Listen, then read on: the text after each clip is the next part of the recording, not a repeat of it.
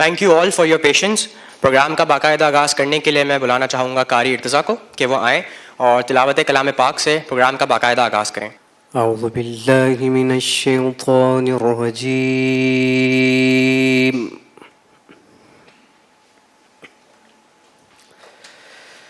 بسم الله الرحمن الرحيم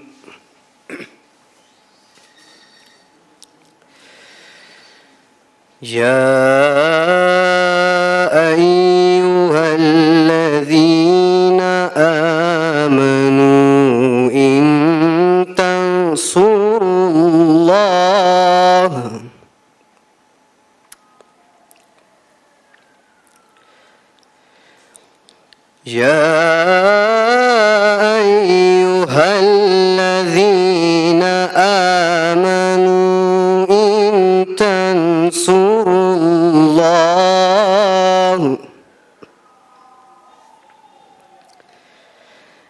ينصركم ويثبت أقدامكم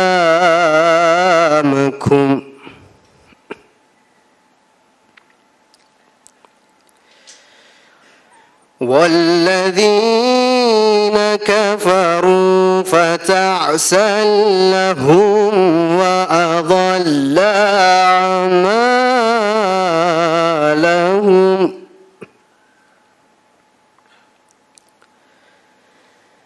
ذلك بأنهم كرهوا ما أنزل الله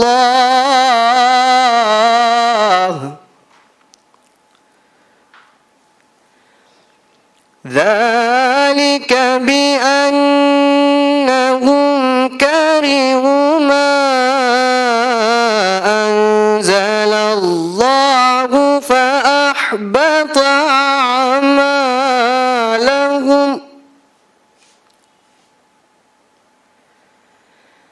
أفلم يسيروا في الأرض فينظروا كيف كان عاقبة الذين من قبلهم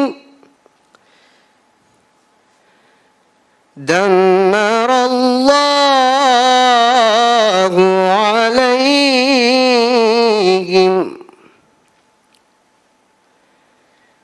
وللكافرين أمثالها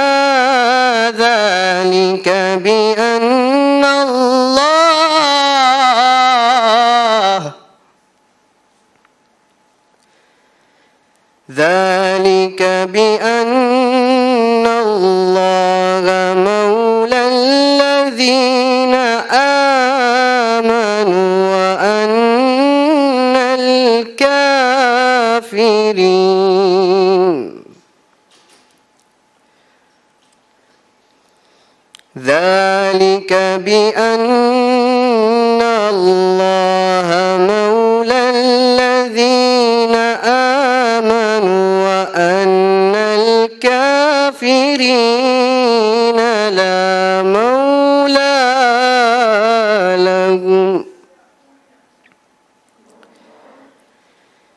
إن الله يدخل الذين آمنوا وعملوا الصالحات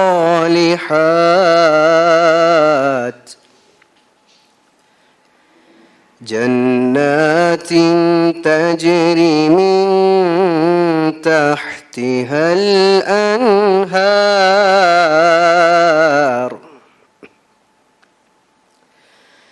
والذين كفروا يتمتعون ويأكلون كما تأكل الأنعام والنار مثوى لهم। शुरू अल्लाह के नाम से जो बड़ा मेहरबान निहायत रहम करने वाला है।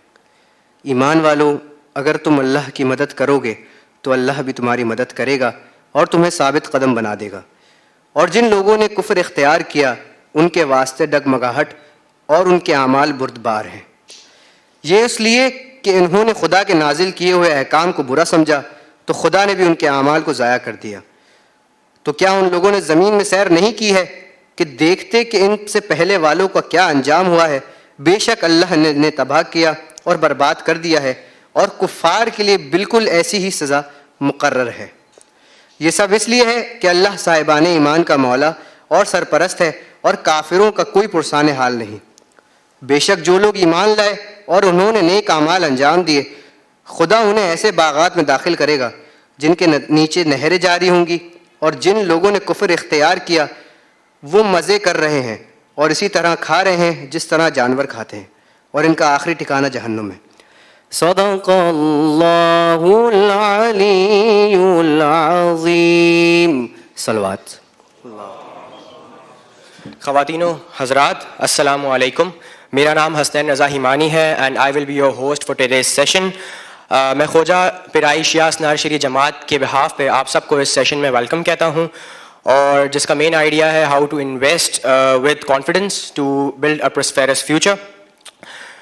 Thank you all for joining us today, and I'm pretty sure that this session will be enlightening for all of us and you would not regret being here. Furthermore, अब मैं बुलाना चाहूँगा Mr. Zahid Wasnani, ex-treasurer of Khoja Jamaat, for the opening remarks and to tell us more about the importance of this session. Mr. Zahid. आप सबको खुशामदीद कहता हूँ इस 8वें programme के सीरीज़ के, यूथ इनलाइटमेंट सीरीज़ के। और इन्वेस्टमेंट वाला ये जो टॉपिक है, इसमें स्पेशली आपके लिए इंटरेस्टिंग बात ये होगी कि हम एक और, जैसे कि पिछली मरतबा भी अस्कर ने यहाँ पे हाईलाइट किया था कि हम एक और इन्वेस्टर लॉज के साथ जो है इन्वेस्टमेंट के ऊपर एक पूरी सीरीज़ लेके आ रहे हैं, जिसमें लोगों को अवेयरनेस भी मिलेगी और उनको वो एवेन्यूज़ के बारे में बताया जाएगा यहाँ पर। लेकिन आज बहुत इम्पॉर्टेंट इसलिए है कि हम एक नए एरा में है पाकिस्तान की इकॉनमी में, जहाँ पर अगर आपका पैसा आपके पास पड़ा हुआ है और मूव नहीं कर रहा तो आप इत्मीनान से खुम्स दे रहे हैं, क्योंकि 20% के हम उस पॉलिसी रेट के उसमें चले गए हैं कि वो एक 5वां हिस्सा जो कि खुम्स जो है वो निकलता जा रहा है। ये जो सक्सेसफुल लास्ट एक साल में हमने 8वां प्रोग्राम किया है, ये सक्सेस डेफिनेटली आप सबकी पार्टिसिपेशन के साथ हो रही है। तो कंटिन्यूसली आप अपना फीडबैक भी देते रहें, क्योंकि यूथ इनलाइटमेंट में सिर्फ ये टॉपिक्स ही नहीं जो अब तक हमने कवर किए हैं, चाहे वो कैरियर प्लानिंग के हो, चाहे वो प्रोफेशनल इकोनॉमी और फाइनेंस और आईटी से हो, यूथ के दूसरे जितने भी उसके इंटरेस्ट के टॉपिक्स हैं उसको भी यहाँ पे कवर किया जाएगा। तो आप अपना फीडबैक भी जो है वो कंटिन्यूसली हमें देते रहें ताकि हम इस पर बात करें। इससे ज़्यादा टाइम नहीं लूँगा और मैं जो है वो आप सबको एक बार फिर इस बात की ताकीद करता हूँ कि आप अपना फीडबैक जरूर दें ताकि हम अपने प्रोग्राम्स को आगे चलते हैं। Thank you. जैसा कि मिस्टर जाहिद ने कहा, in this era is very important. अगर हम पाकिस्तान के इन्वेस्टमेंट टू जीडीपी रेशो को देखें तो इट्स अराउंड 15.3%, और अगर हम हमारी नेबरिंग कंट्रीज से कंपेयर करें, China and India, so they are at 46 and 35% respectively. जो हायर परसेंटेज है वो रिप्रेजेंट करता है कि कंपनी कितनी जो कंट्री है वो कितनी ग्रो कर रही है और कितना जो है वो प्रॉस्पर कर रही है। ऑन द अदर हैंड जो एक कम रेशो है वो रिप्रेजेंट करता है कि कंपनी जो है वो स्टेगनेंट है या फिर उसकी बहुत स्लो ग्रोथ है। So without any further delay I would like to invite हमारे आज के पैनल डिस्कशन के moderator mister Baqar Jafri. Mr. Bakar Jafri is an award-winning fintech entrepreneur with 12 years of experience in investing in financial markets and data-driven investing. He is the founder and chief data scientist of Investors Lounge. He had been associated with PTV News, where he served as a financial market expert and host for the PTV News for their flagship program, Bulls and Bears. Economy in Focus, Bakar holds MS in economics from the Institute of Business Administration, with focus on financial econometrics, along with various specialization courses in financial technology, artificial intelligence, and investment management, to name a few. मैं आप सबको ये भी बताता चलूँ कि Mr. Bakar Jafri was one of the panelists in our previous session, Wisdom of Digital Transformation. तो आज मैं उनको दावत देना चाहूँगा कि वो अपनी एक छोटी सी प्रेजेंटेशन पहले से जो है वो हमें दिखाएं. Then we will move forward to the panel discussion. Mr. Bakar. Assalamu alaikum, good evening and a very warm welcome to all of you. It's very heartening to note कि खोजा कम्युनिटी ख़ास तौर पे उन की टॉपिक्स पे जो आपके रोज़मर्रा ज़िंदगी को बेहतर बनाने की कोशिश कर रहे हैं उन पे फोकस कर रही है और बहुत ही एक्शनेबल प्लान्स आपके साथ लेकर आ रही है और आपको उससे मुतारिफ करा रही है. So please give a huge round of applause to Khoja community for doing that. It's an excellent initiative. Last time when I was here हम इन्वेस्टमेंट के बारे में डिस्कस कर रहे थे. तो हम देख रहे थे कि किस तरह से हम कम्युनिटी को एट लार्ज एजुकेट कर सकते हैं ताकि वो बुनियादी चीजें सीखे जिसकी जरूरत है. आज बहुत दफा ऐसा होता है कि आपको कोई फाइनेंशियल इंस्टीट्यूशन या माली इदारा कोई एक प्रोडक्ट पिच करता है और वो कहता है कि ये आपके मुआशी मुस्तकबिल के लिए बेहतर या माविन और मददगार साबित होगी. लेकिन दरअसल जब आप उसको हिस्टोरिकली हाइंडसाइट में देखते हैं तो आपको रियलाइज होता है कि इसने मुझे रियल टर्म्स में इस प्रोडक्ट ने गरीब बना दिया और मैं समझता था कि ये मुझे अमीर बनाएगी या मेरे माशी मुस्तकबिल को प्रोटेक्ट करेगी. So at a point of time when there are so many products here in the market and you want to understand which is the optimal product for you to invest in, first you need to have basic understanding of personal finance. और इसी need को identify करते हुए अस्कर साहब and all the team of Khoja community उन्होंने एक programme compile किया हमारे साथ बैठ के. Because since we are a financial technology company हमने ये देखा कि एक या आधे घंटे में आपको सब घोल के नहीं पिला सकते. तो हमने आप सबके लिए एक प्रोग्राम डिजाइन किया जिसको हमने नाम दिया है इन्वेस्टमेंट लिटरेसी प्रोग्राम का.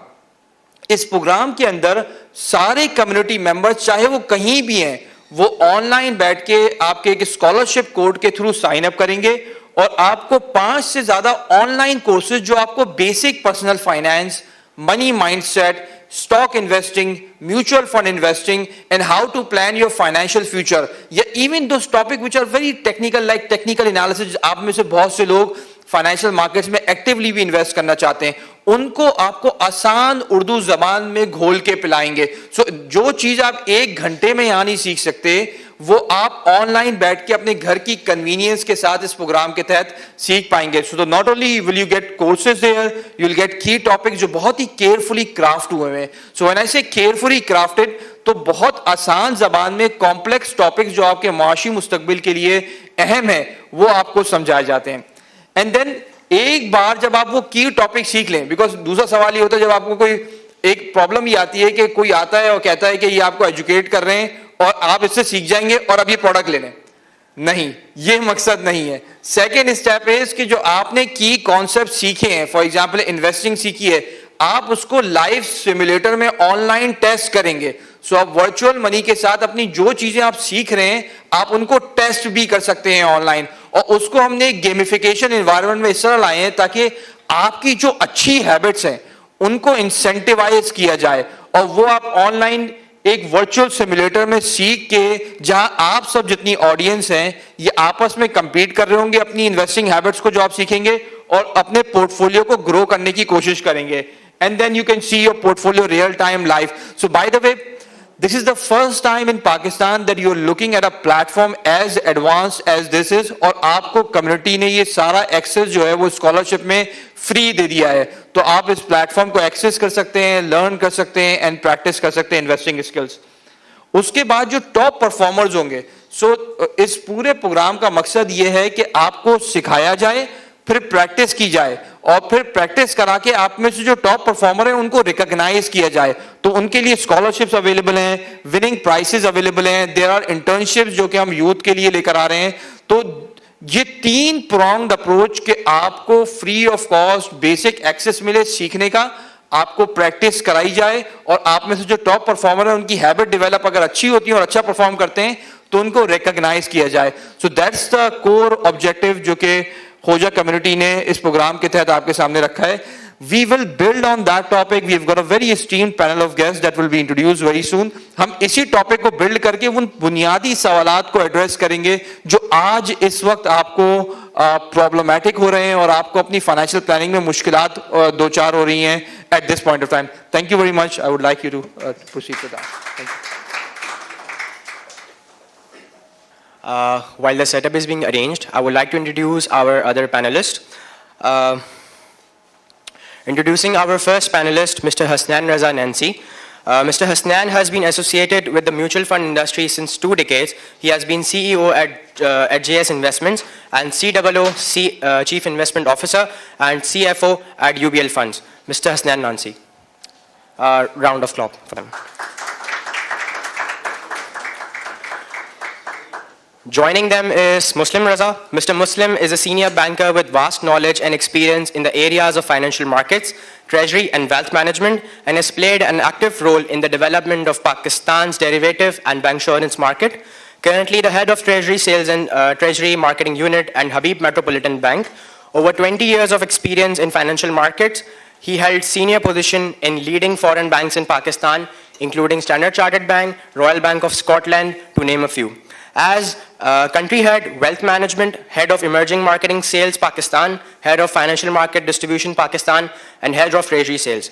With a passion for training, he is a visiting faculty at IBA Karachi. A round of applause for Muslim Azam.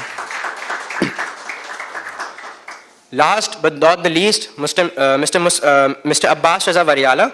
Mr. Abbas, currently the head of trade operations and marketing of Islamic Banking Group at Bank Al Falah. Mr. Variala has over 18 years of diversified experience and possessive firm knowledge of trade, credit, branch banking, and Islamic banking. He is also the honorary secretary and instructor at Al Sadiq Alayhi Salam Institute of Islamic Banking and Finance. He is a certified Sharia advisor and auditor and a chartered banker, and also a certified anti-money laundering professional, and has completed his master's from Casbit a few years ago. All of the panelists, please welcome.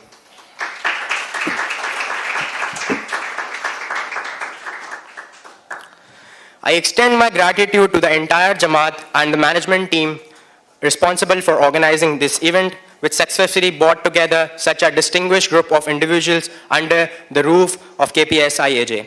I hope you guys are as excited as I am for this session. And so I won't take much of your time. Just one last thing to address, कि आप अपने questions को note down कर सकते हैं for later.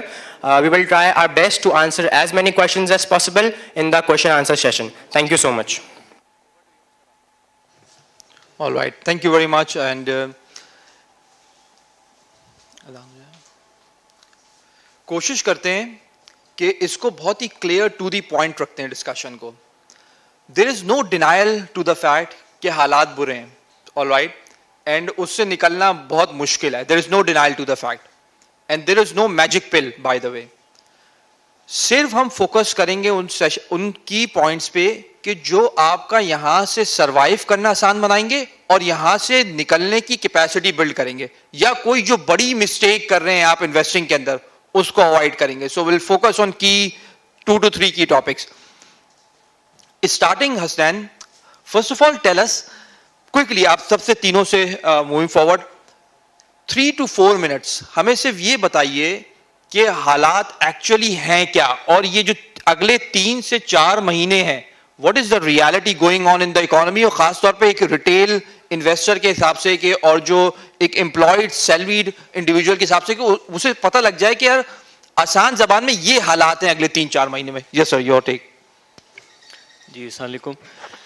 Okay, सो अगर आप बहुत सिंपली इसको अगर पुट कर दें, हालात जो हैं अभी तक तो मेरे ख्याल से ख़राब नहीं हुए हैं, लेकिन जो अगला 1 साल है, आई वुड नॉट से 3 to 4 months, I think the next 1 year जो है वो पाकिस्तान के लिए and for everyone, this is not the common person on the street, every single person, it is an extremely challenging time frame in the next 1 year.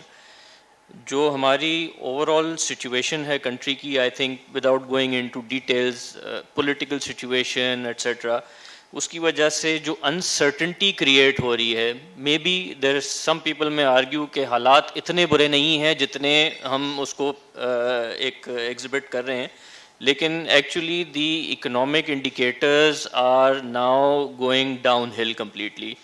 We are now in a position, देखिए Covid के बाद जो है चीज़ें काफ़ी हद तक बेहतर हो गई थी. उसके बाद I think the overall situation ये हुई है कि जो हमारे इकोनॉमिक इंडिकेटर्स हैं, एक्सचेंज रेट पोजीशन है, जो सारे आपकी बैलेंस ऑफ पेमेंट्स वगैरह, everything is down hill because the whole world is going through a complete change. तो ऐसा नहीं है कि हमारे यहाँ जो चीज़ें बहुत ख़राब हैं और पूरी दुनिया में जो है चीज़ें कोई बेहतर चल रही हैं. I think the whole world is going through a very difficult stage at this point in time. So I think everyone, जिसे कहते हैं अंग्रेज़ी में कि you have to tighten up your belts. अखराजात जो हैं they are increasing day by day. And अब I think many people will be aware of this के जो हमारा स्टेट बैंक का जो डिस्काउंट रेट है वो अब 20% हो गया है. एंड 20% का मतलब ये हो गया कि अगर कोई भी बिजनेस जो है या कोई इंडिविजुअल अगर बोरो कर रहा है तो वो से 22-23% स्टेट बैंक के रेट से 2-3% ऊपर ही होता है. तो अगर आपने बोरो कर कर एक कंपनी चलानी है, तो अगर फॉर एग्जांपल आप भी अगर किसी बिजनेस के लिए काम करते हैं तो you have to also realise that your employers are also may be taking on, कर्जे ले रहे हैं, डेट ले रहे हैं. उनके लिए भी एक रिटर्न बनाना जो है अब एक बड़ा चैलेंज हो गया है. तो अगर ये इट्स वेरी इजी टू से कि जी मेरे जो एम्प्लॉयर हैं वो तनख्वाह नहीं बढ़ा रहे, वो ये नहीं कर रहे, फलाना नहीं कर रहे, ढिमका नहीं कर रहे, लेकिन the fact of the matter is कि चीज़ें बड़ी टफ हो गई हैं. And we need to be cognizant of this. And for your own personal investing as well as your expenditure side, दोनों चीज़ों में अब बड़ा स्मार्ट होने की ज़रूरत है going forward. So I think very interesting point. Just to connect with that, आप में से let's say inflation around between 25 to 30% है पिछले एक साल में. 25 से 30% के दरमियान इन्फ्लेशन है. आप में से कितने लोग हैं जिनकी सैलरी 30% से ज्यादा बढ़ी है? Can you please raise your hands? Be very frank, अमूमी तौर पे लोग सैलरी नहीं बताते. Okay, so I see one hand right now. So that is 2 hands now. He's hiding. Yeah. 3 hands now. And how many more? So roughly 4 hands now. The lucky guy at the back. So तकरीबन 4 से 5% लोग हैं जो कि real terms में अमीर नहीं हुए हैं. सिर्फ इन्फ्लेशन के बढ़ने के बायस उन्होंने परचेजिंग पावर अपनी मेंटेन की है. सो 90% से ज्यादा लोग हम ऐसे हैं जो हकीकतन रियल मायनों में गरीब होते चले गए हैं पिछले एक साल में. Now that's a very important point. और इसी को हसनैन ने हाईलाइट किया कि you have to cut back on the expenditure side right now because this is very important. Connecting to that, Muslim, what is your take on that, please? Thank you.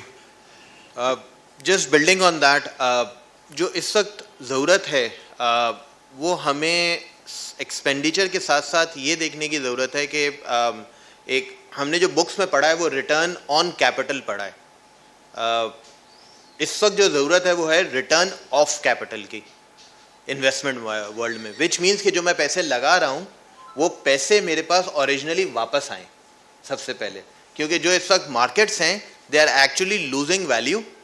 आप जो product ले रहे हैं that is losing value substantially quicker than what the market is like. So return of capital is something that we should be looking at and preserving capital.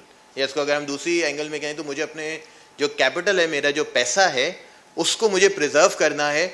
आज जो मेरे पास पैसे पड़े हैं उनको मुझे इतना भगाना है, इतनी उनसे मेहनत करानी है कि वो मुझे वो रिटर्न दे दें कि कल को भी मैं वही चीज़ें खरीद सकूं, अपनी परचेजिंग पावर में प्रिजर्व कर सकूं. So that's one element that I need to look at. The second thing that I think हमें जो फोकस करने की ज़रूरत है बजटिंग के साथ, तो हसनैन ने बजटिंग की तरफ रेफ़र किया, उस पर मैं ऐड ऑन करूँगा कि बजटिंग के साथ हमें ये देखने की ज़रूरत है कि हम जो हमारी generally we live off leverage. Pakistan में तो इतना हैबिट्स नहीं है, लेकिन mortgage, car loans, credit cards, these are all leverage instruments जो कि हम यूज़ करते हैं. एंड ये leverage instruments generally lower interest rate market में जब ये 8%, 10%, 12% था and the market was growing by more than that, so that was a good time to take that leverage and built on. But क्या इस वक्त गाड़ियाँ 20-25% grow ज़रूर करी हैं, लेकिन क्या इस वक्त अब ये आगे मार्केट ऐसा ज़माना है दैट इंटरेस्ट रेट्स जिस लेवल पे हैं, मैं 25% पे अगर मुझे गाड़ी का लोन मिल रहा है, क्या अब गाड़ी यहाँ से 25% ऊपर प्राइस इंक्रीज होगी? Is this a time to continue that loan? तो साथ साथ जो मैं अपना कैपिटल जो मेरे पास है इन्वेस्टमेंट के साथ साथ I should look at how I can reduce my own leverage and reduce my interest rate expenses on my own end. Because financial जो एक्सपेंस है, फाइनेंशियल बर्डन है, हमें अपनी ज़िंदगी में वो कम करना है. Another thing that I like to table here is कि हमारा long term goal is something that we need to establish and need to find कि यार this is something that I need to work towards. Most of us don't have an objective or a long term target to run towards, and because of that जो हमारे पास पैसे बचते हैं वो हम एक अनआइडेंटिफाइड एक्सपेंसेस या इम्पल्स बाइंग की तरफ मूव कर देते हैं. तो हमें उसको मूव करना है. Sorry, while Bakar has gamification in his product, तो जो ट्रेडिंग में बहुत सारे जो ट्रेडिंग सॉफ्टवेयर्स हैं, ट्रेडिंग इन्वेस्टमेंट्स हैं, वो हम गेमिफाइड और हम इम्पल्स ट्रेडिंग करते हैं. हमें उससे दूर जाना है. And the simulator that Bakar is actually building on is something that we need to use at, and हमें invest उस वक्त करना है when we are sure of that this is where we want our money to be. Thank you. I think very interesting point. So पहला rule of thumb आपने लिया कि you have to cut back on expenses. Hasnain ने जिस तरह आपको बताया कि expenses cut करें. अगले 12 महीने as it has been told, expenses cut करें. The second logical point that has been shared with you is कि leverage को unwind करें, उधार पे चीजें मत लें. Another tough question from you. कितने लोग हैं आप जो कि कार फाइनेंसिंग पे कार है जिनके पास? So just want an idea of that. कोई भी नहीं है या कोई बताना नहीं चाह रहा? जी एक है. वो उनकी इनकम देखेंगे तो देखेंगे how we can actually manage that. So it's very good कि अगर आपकी कार फाइनेंसिंग नहीं है तो जितना लेवरेज है आपका उस पर जो इंटरेस्ट रेट या इंटरेस्ट कॉस्ट है, बिकॉज अपने आपको एक एज अ कंपनी समझे, आपको जो इंटरेस्ट कॉस्ट पड़ने वाली है वो बड़ी खतरनाक होगी. सो कोशिश करें कि अनवाइंड करें लेवरेज को या मजीद लेवरेज ना लें, because it's going to hurt you more during high interest rate scenario. So next important, and आप बिल्कुल सही आइडेंटिफाई किया, रिटर्न ऑफ कैपिटल. रादर के आप फोकस करें कि आपको इन्वेस्टमेंट में रिटर्न कितना मिलेगा. बहुत से कारोबारी हजरात अपना कैपिटल को वापस ले रहे हैं, लिक्विड फॉर्म में लेकर आ रहे हैं. So these are important 2 points. इसी पे बिल्ड करते हैं. हमारे साथ अब्बास हैं. कन्वेंशनल स्कीम्स तो जब आप रिटर्न ऑफ कैपिटल पे आते हैं कि आपके पास पैसा वापस आ गया और आपने अपना पैसा वापस कैश फॉर्म में रख लिया. अब एक बड़ा सवाल ये होता है कि कैश पे पैसा रख तो लिया है, अब इसको लगाएं कहां? ऑलराइट, सो स्टार्ट करते हैं जीरो रिस्क गेम से. जीरो रिस्क से मुराद ये कि आपको जो मुतवक्के नताइज या इन्वेस्टमेंट में रिटर्न है उससे डिविएशन या इनहराफ का कोई चांस ही ना हो. आप कोई चांस नहीं ले रहे कि मेरे मुतवक्के नताइज से डिविएट होगा रिटर्न मेरा. सो अगर 10% बोला है तो 10% ही रिटर्न आएगा. उस सूरत हाल के अंदर पाकिस्तान में मौजूद इन्वेस्टमेंट इंस्ट्रूमेंट में कहां पैसा इज करंट अकाउंट और बेसिक सेविंग अकाउंट और even 3 year term deposit the scheme जो कि आपको देखनी चाहिए कि अगर आपने पैसा निकाल के रख लिया, सेव कर लिया और आपने लेवरेज अनवाइंड कर लिया तो क्या वो आपको रिटर्न देगा? अब्बास से जरा पर्सपेक्टिव थे खासतौर पे इस्लामिक इन्वेस्टमेंट में एज वेल कि क्या इस्लामिक या कन्वेंशनल में दोनों एक जैसे रिटर्न ही हैं? जरा please do that. Thank you so much Baqar. बिस्मिल्लाहिर्रहमानिर्रहीम. अस्सलाम वालेकुम. I would like to add कि बेसिकली जो अभी जैसे हसनैन ने कहा और फिर उन्होंने कहा कि भाई we need to cut off our expenses. देखिए 2 किस्म की पॉलिसीज़ होती हैं. मैं थोड़ा सा पीछे जाना चाहूँगा. एक होती है फिस्कल पॉलिसी, एक होती है मॉनेटरी पॉलिसी, या इसको इस तरीके से लेने, एक सप्लाई साइड पॉलिसी होती है, एक डिमांड साइड पॉलिसी होती है. अच्छा, आप में हम सब की सैलरी जो है वो साल में शायद एक दफ़ा ही बढ़ती है अगर हम स्विच ना करें तो. वो जो 30% की आवाज़ लगी थी शायद उसमें से 4 में से 2 वो होंगे जिन्होंने स्विच किया होगा. एग्जिस्टिंग कंपनी के अंदर आई डोंट थिंक कि किसी की 30% के ऊपर जाके सैलरी बढ़ी होगी. तो सैलरी जो बढ़ाना है that is your supply side पे, और वो आपका साल में एक दफ़ा होगा. ठीक है, इन्फ्लेशन जो है वो अनकंट्रोलेबल है. एवरी 2 मंथ्स के ऊपर आपकी मॉनेटरी पॉलिसी जो है वो रिवाइज हो जाती है और आपका जो है इन्फ्लेशन बढ़ जाता है या आपकी जो है इंटरेस्ट रेट बढ़ जाते हैं. तो डिमांड को कट करना है वो आपके हमारे हाथ में है. हम अपनी डिमांड को तो कट कर सकते हैं बट डेफिनेटली अपनी सैलरी को खुद से नहीं बढ़ा सकते. उसके लिए we have to wait for the next year to come in. तो वही बात यहाँ जो हो रही है कि सबसे पहले what we need to do is कि हम अपने एक्सपेंसेस को, जो ऐसे एक्सपेंसेस है जो कट डाउन हो सकते हैं, उसको हमें कट करना है. ठीक है ना, क्योंकि आप अपने एक्सपेंसेस को कट करेंगे उसी वक्त जाके आपके पास वो लिवरेज अवेलेबल होगी कि आपके पास वो एक पूल डेवलप होगा इन्वेस्टमेंट का कि जो पैसे आप फिर कहीं और इन्वेस्ट कर सकते हैं या सेव कर सकते हैं. अच्छा, coming towards the Islamic banking part, Islamic banking के जो रिटर्न्स हैं वो थोड़े पहले अरसे तक वो that were not the par because of the displaced commercial risk की वजह से, और जो इस्लामिक बैंकिंग के अंदर एक चैरिटी का इशू है वो फिर किसी दिन हम उसको इन डिटेल बात करेंगे। बट जो इस्लामिक बैंकिंग के रिटर्न्स थे वो पार नहीं थे कन्वेंशनल बैंकिंग के, सो मच सो कि इस्लामिक बैंकिंग के जो एवेन्यूज अवेलेबल हैं वो भी बहुत कम है। लाइक PIBs, T-bills जो आपके पास कन्वेंशनल में अवेलेबल है वो इस्लामिक बैंकिंग को अवेलेबल नहीं होते। इस्लामिक बैंकिंग के अंदर एक और बहुत बड़ा चैलेंज है जो लिक्विडिटी मैनेजमेंट का है। इस्लामिक बैंकिंग के पास एक लिक्विडिटी आइडल लिक्विडिटी अवेलेबल है जिसको लगाने के लिए जो है वो हर वक्त इस्लामिक बैंक जो है वो परेशान रहते हैं। तो इस वजह से थोड़ा सा स्टार्ट के अंदर इस्लामिक बैंकिंग के रिटर्न्स इतने ज़्यादा अच्छे नहीं थे। बट अगर हम आज की बात करें तो आज तकरीबन इस्लामिक बैंकिंग के रिटर्न्स जो है वो मोर और लेस उतने ही हैं जितने आपके कन्वेंशनल बैंकिंग के रिटर्न्स हैं, 19-20 का फ़र्क होगा। But on the other side Islamic banking के जो रिटर्न्स हैं, जो आपने अभी गारंटी की बात की थी कि जहाँ पे हमारी इन्वेस्टमेंट सेव होंगी, तो इस्लामिक बैंकिंग के अंदर जो बैंक्स हैं वो मनी रेंट आउट नहीं करते। तो बेसिक मॉडल इस्लामिक बैंकिंग का that is asset based banking. ये इस तरीके से कि अगर मैं किसी को पैसे दूँ और उसको पैसे दूँ और वो जाके उसको इन्वेस्ट करे और उसके ऊपर मुझे पैसे कमा के दे, रादर मैं उसको कोई एक असेट परचेज करके दे देता हूँ और उसके बाद फिर जो उसके ऊपर वो इनकम जनरेट होती है वो मुझे ला के देता है। फॉर इंस्टांस मैं गाड़ी किसी को खरीद के दे देता हूँ, ठीक है, और वो गाड़ी उसको मैं रेंट आउट कर देता हूँ और उसके बाद जो उसका रेंटल इनकम आती है तो वो रेंटल इनकम मेरे पास गारंटीड है, ठीक है। द अदर थिंग इज कि वो जो असेट जो मैंने परचेज किया है वो भी मेरी अपनी ओनरशिप के अंदर है, तो उसका भी एडवांटेज मुझे मिलता है। तो इस्लामिक बैंकिंग जो रिटर्न्स है that are quite safe than that of the returns of the conventional stream. दूसरी एक बात है, अगर हम ये बात करें कि जहाँ पे आपको एक स्ट्रेट स्ट्रीम चाहिए तो फिर आपके पास कैश फंड्स जो हैं वो एक है जहाँ पे आपके पास रिलेटिवली रिटर्न्स कम है, बिकॉज फाइनेंस का रूल है, आपको पता है, higher the risk higher the return.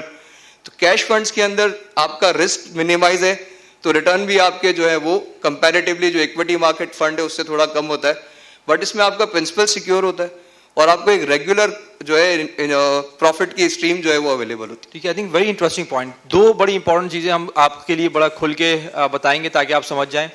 कमो बेश वहाँ रिटर्न का मतलब ये भी हो सकता है कि टेक्निकली स्पीकिंग अगर आप पिछले 15 साल के रिटर्न प्लॉट करें तो for any given level of risk Islamic banking के रिटर्न कम है टेक्निकली स्पीकिंग। ओके, सो 19-20 भी होता है, 15-20 भी हो जाता है। ओके, सो अब तक उसके बराबर नहीं है। So you need to understand one thing, सबसे अहम ऑब्जेक्टिव आपका है कि आप कम से कम इन्फ्लेशन को तो बीट करें। Now the next logical question is कि चलें कन्वेंशनल के क्या इतने रिटर्न दे रहे हैं आपको कि रिस्क लिए बगैर आपके पैसे पे इन्फ्लेशन से आप बीट कर सके। Now this is a very important point, because तभी आप सोचेंगे कि हाँ ठीक है कोई ऑल्टरनेटिव इन्वेस्टमेंट इंस्ट्रूमेंट है, let's say mutual fund, Hasnain से पूछेंगे। लेकिन आपको यह बात समझनी है कि अगर आप रिस्क नहीं लेते और अपना पैसा बैंक में रखते हैं और करंट अकाउंट में, तो सीधा सीधा आपके पैसा इन्फ्लेशन रेट के हिसाब से डिवैल्यू हो रहा है, आप गरीब हो रहे हैं। Now the next logical question is कि आप सेविंग में रखते हैं 5-6% रिटर्न ऑन एवरेज पिछले 20 साल का, और एवरेज इन्फ्लेशन देखें तो 8 से 9% रही है पिछले 20 साल की, तो आप 3% से गरीब हो रहे हैं। अगर आप 5 साल के फिक्स डिपॉजिट में देखें और उसका रिटर्न देखें तो -0.16% है। स्टेट बैंक के स्टैट्स उठाएं, वेटेड एवरेज रिटर्न निकालें 5 साल के फिक्स डिपॉजिट के, तो उसमें भी गरीब रहे। तो 5 साल पे अगर आप रिस्क फ्री चल रहे हैं तो जिंदगी में एक चीज जरूर समझें कि अगर रिस्क नहीं लेना तो गरीब ही होना है। ये बहुत इंपॉर्टेंट पॉइंट है।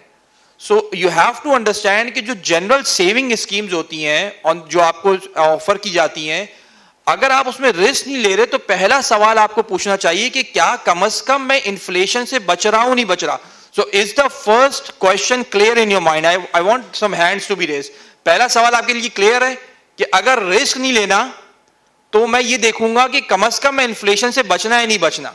That's very important, because a lot of times आपको बहुत सी इन्वेस्टमेंट इंस्ट्रूमेंट्स बताए जाते हैं, बहुत सारे फंड्स भी बताए जाते हैं कि जो सेफ है, लेकिन जब आप उसमें इन्वेस्ट करते हैं तो आप इन्फ्लेशन से कंपेयर करते हैं, यार मैं रियल टर्म्स में गरीब हो रहा हूं।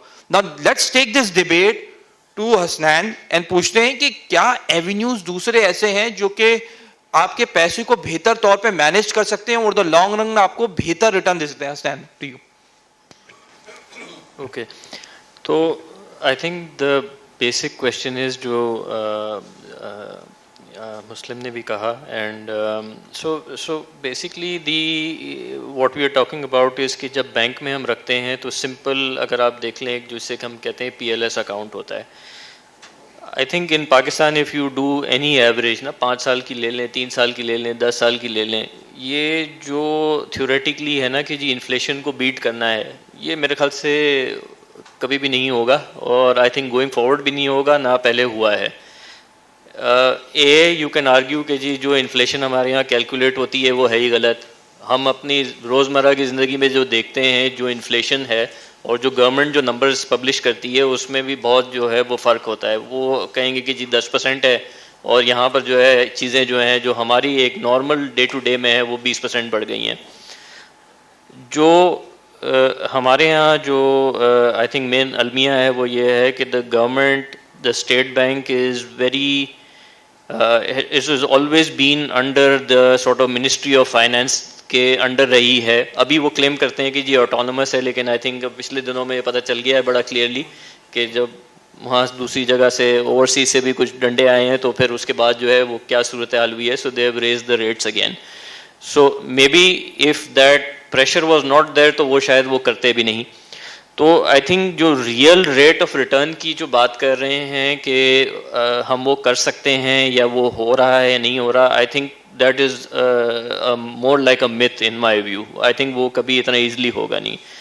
Nevertheless I think the important thing is कि आपकी जो सेविंग है that should be done as he said के in terms of your goal orientation होनी चाहिए कि जी आपके जो फॉरवर्ड लुकिंग एक्सपेंसेस हैं, whether it is to you know have a house, if you are in a rented house, अगर आपने घर लेना है आगे, अगर बच्चों की पढ़ाई का है, अब वो एक ऐसी एक प्रोपोर्शन से चीज़ें बढ़ जाती हैं कि आप मेरे ख्याल से जितनी भी प्लानिंग कर लें वो भी शायद कम होगी। तो आई थिंक वो हमारे जैसे काफ़ी सालों पहले एक वो महबूबुल हक साहब होते थे प्लानिंग कमीशन में in Pakistan, a very famous personality. वो ये कहते थे कि जी you start saving as soon as you get the money, not when you do anything. पहले सबसे पहले जब आपको जैसी पैसे मिले आप सेव करना शुरू कर दें। So saving avenues I think the simplest that people think about is कि जी बैंक के अंदर जो PLS अकाउंट्स होते हैं या टर्म डिपॉजिट्स होते हैं वो एज एंड व्हेन जिस पे एक रेगुलर इनकम आती है उसमें टैक्स डिडक्शन वगैरह भी होती है। तो these are the very simple things that are done, and again they will not beat the inflation I think that is there, but at least it is something to keep you going. जिस industry से मैंने ज़्यादातर अपना time spend किया है which is basically the mutual fund industry, उसके अंदर भी 2-3 तरह के प्रोडक्ट्स होते हैं। So either as he said कि जी आप रिस्क ले सकते हैं नहीं ले सकते। So one obviously area is कि जी बिल्कुल कंजर्वेटिव ऐसे फंड में आपने पैसे रखे जो कि इन इफेक्ट आपसे पैसे लेता है और फिर आगे जो है वो बैंक डिपॉजिट्स और वो गवर्नमेंट सिक्योरिटीज, ट्रेजरी बिल वगैरह में पैसे डालता है। तो that is obviously the safest area and that will keep going along with the overall interest rate environment जो आपके मुल्क के अंदर है। दूसरा जो एरिया है वो बेसिकली स्टॉक मार्केट इन्वेस्टिंग है। अब I think by and large I think stock market के अंदर आप पोल बाद में कर लीजिएगा, but I think by and large including us, I am sure we may not admit it, but everyone's lost money and a lot of money. So I think जितनी भी चीज़ें बेहतर हों, ओवरऑल जब सिचुएशन क्लियर नहीं होती, आजकल तो बड़ा क्लियर यही है कि जी अगर इंटरेस्ट रेट्स इतने हाई हो गए हैं तो सारी कंपनीज जो आपकी हैं, अब आप पिछले साल का 2022 का हिसाब निकाल कर देख लें और 2023 जो आने वाला है, आपकी जो अर्निंग्स हैं for most of the companies, may it be because of interest rates, may it be because of demand, वो सारी जो अर्निंग्स हैं नीचे आ जाएंगी। अर्निंग नीचे आएगी तो पे आउट कम होगा and so on and so forth. So in today's date going into the stock market again is a very risky proposition along with the overall situation that there is, and you have to be very selective and you have to be very careful and you have to be patient. So stock market investing is basically for people who have, अगर आपके पास 100 रुपए invest करने के लिए हैं तो आप एक X डालते हैं जो कि you should have it in your mind कि जी I don't need this money for 5 years 6 years. If you are going to be saying कि जी मैं 1 साल में इसके अंदर पैसे बन जाएंगे, it's very very difficult. वो अच्छे से अच्छे लोग जो इंडस्ट्री में इतने टाइम काम कर चुके हैं उनके लिए भी बड़ा मुश्किल होता है in this environment, because the extraneous factors जो हैं वो बहुत ज़्यादा जो हैं वो आपको तंग करते हैं so to say. So I think you should in today's environment again you need to be relatively conservative. From bank deposits which are a good option obviously, and अब बिकॉज जैसे कन्वेंशनल में तो आपने भी आई थिंक शायद बताया था जिस तरह के जो आपका स्टेट बैंक का रेट होता है उससे आप समझिए ना 1.5% नीचे, अगर स्टेट बैंक का रेट जो है वो 20% है तो 18.5% जो है आपको एक कन्वेंशनल के अंदर घूम पर कर मिल ही जाते हैं वट एवर।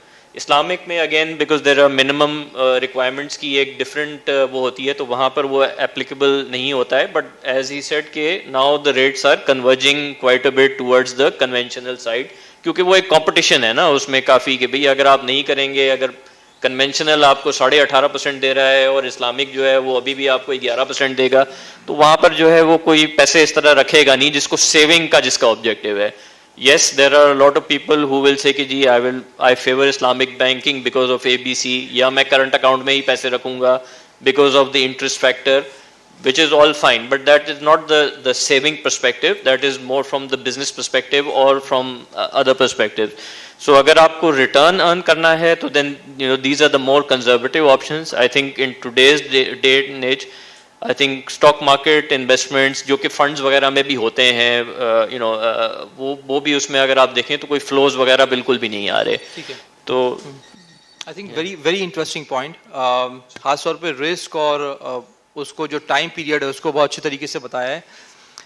अच्छा, हमारा मकसद ये कि आपको बड़ा ही क्लियरली उर्दू जबान में टेक्निकल चीजें समझाई जाएं। ओके, इन्फ्लेशन से बीट करना, अगर आप डेटा उठाएं पिछले 20 साल का, तो बेसिक सेविंग अकाउंट से आपको इन्फ्लेशन से बीट नहीं करेगा, हसनैन ने भी आपको बता दिया। तो रियल टर्म्स में आप गरीबी होते चले जाएंगे, आसान उर्दू जबान में 5 साल के फिक्स डिपॉजिट में रखेंगे तब भी गरीब होते चले जाएंगे।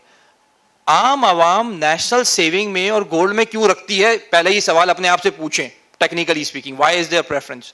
अगर 20 साल का रिटर्न उठाएं आप नेशनल सेविंग का और गोल्ड कलेक्ट से, तो 2.5% रियल रेट ऑफ रिटर्न है per annum, around 2.5, 3, 1.5 to 2.5 national saving में। तो लोग टिल्ट होते हैं। तो इन्फ्लेशन को बीट करना, अगरचे आप ये ना भी सोचें कि ये इन्फ्लेशन उससे ज्यादा, let's take the official number there, okay, अगर उसको रख के आप एनालिसिस करें तो आप बोलेंगे इसलिए अवाम जनरल प्रेफरेंस नेशनल सेविंग पे देती है कि औसतन वो इन्फ्लेशन को बीट करने में मुआविन और मददगार शामिल होता है। Let this argument sink in your mind because people are making certain decision.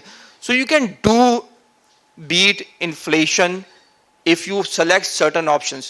दूसरा system, that's a very important point Hasnain highlighted, system ऐसा बना हुआ है कि अगर किसी इदारे के थ्रू आप हुकूमत को उधार देंगे, बिल्कुल आसान इकोनॉमिक्स में आपको समझा रहा हूं, हुकूमत उधार ले रही है आपसे, अगर बैंक आपके 100 रुपए के डिपॉजिट पे 10% रख के उसको घुमाएगा सिस्टम में, तो वो आपको 900 रुपए की मनी सप्लाई क्रिएट करेगा। मनी मल्टीप्लायर का कॉन्सेप्ट है, 900 मनी मल्टीप्लायर का इक्वेशन। अगर वो इतनी सप्लाई बढ़ाएगा तो इन्फ्लेशन होगी, महंगाई होगी एक तरीके से।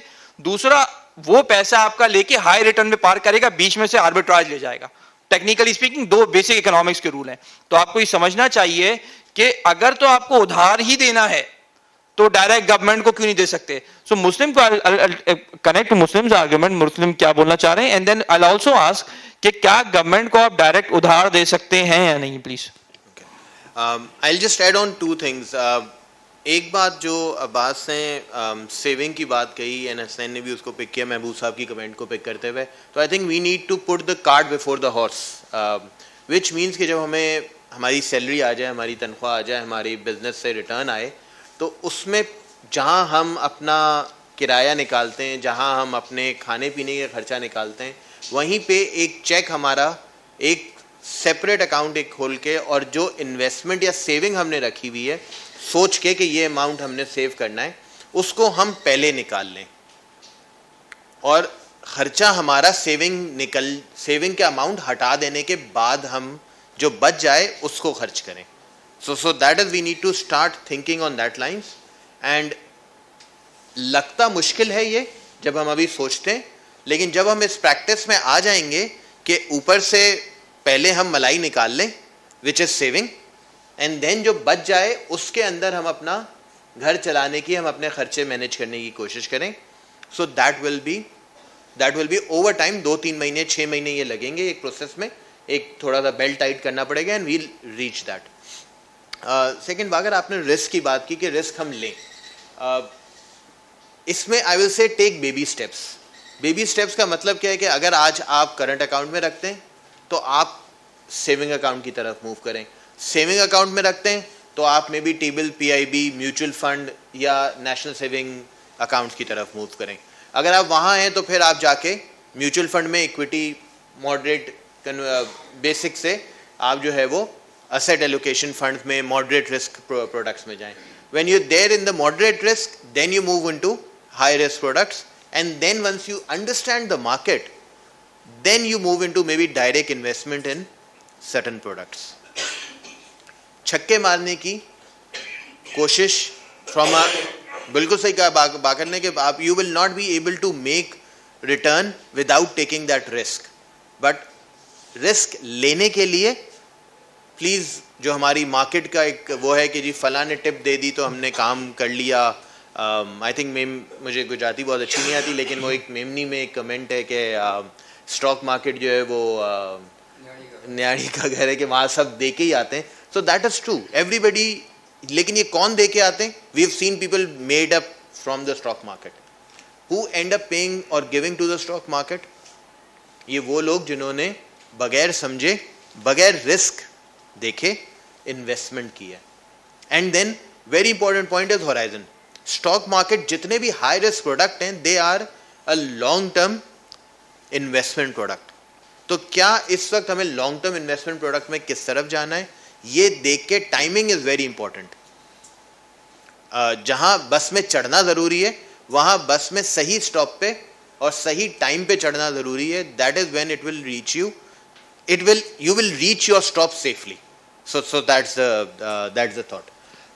then your question was कि हम गवर्नमेंट को कैसे डायरेक्टली दे सकते हैं। So there are two ways that we can give directly. एक तो नेशनल सेविंग सेंटर्स हैं, CDNS के जो सेंटर्स हैं वहाँ हम वेरियस उनकी स्कीम्स हैं, स्पेशल सेविंग सर्टिफिकेट है, डिफेंस सेविंग सर्टिफिकेट्स हैं, रेगुलर इनकम सर्टिफिकेट्स हैं, that is where we can invest. और उनके अपने सेविंग अकाउंट्स भी हैं where we are lending directly to the government and वहाँ पे कोई बैंक इन्वॉल्व नहीं होता। That's a higher rate and that's directly linked to the market। so that's one investment that we can look at। but again ये जितने भी हैं we need to understand these are all 3, 5 year 10 year products। तो हम अपना पैसा lock कर रहे हैं। if we exit there is a prepayment penalty इसमें जो कि आपको day 1 पे पता होती है कि ये पेनल्टी लगेगी जब अगर आप इसको अर्ली इन कैश करेंगे। ये जो प्रोडक्ट्स हैं I think both SSCs and RICs are pledgeable in certain banks। तो अगर आपको कोई अर्जेंट टेम्प्रेरी लिक्विडिटी की ज़रूरत है तो आप इसको एक बैंक के पास प्लेज करके इससे टेम्प्रेरी फंडिंग भी ले सकते हैं and then you can pay it back to the organisation. So may be इस वक्त ये टाइम भी है कि आप इस वक्त इन्वेस्ट कर लें एंड 2 साल 3 साल बाद जब इंटरेस्ट रेट्स नीचे आएँ तो you can borrow it back from the bank at a cheaper rate. But again this is a high risk leverage product जो कि आपने सोच के फिर इसकी तरफ मूव करना है। The second way to directly invest with the government is open an IPS account, investment portfolio service account. चाहे वो आप CDC के थ्रू खोल लें या किसी भी बैंक के थ्रू खोल लें। जो 11-12 प्राइमरी डीलर्स हैं, कमर्शियल बैंक्स हैं, दे प्रोवाइड दैट सर्विसेज। तो आप उनके साथ वो अकाउंट खोल लें and then you can directly invest in both T-bill, PIBs and Sukuk। मैं 1 मिनट लेके मैं T-bill, PIB और Sukuk की पे थोड़ा सा टाइम स्पेंड कर लेता हूँ। T-bill जो है वो ट्रेजरी बिल्स हैं। Treasury bills are borrowing by the government for shorter tenors. It is for 3 months, 6 months and 1 year। PIBs are long term borrowing.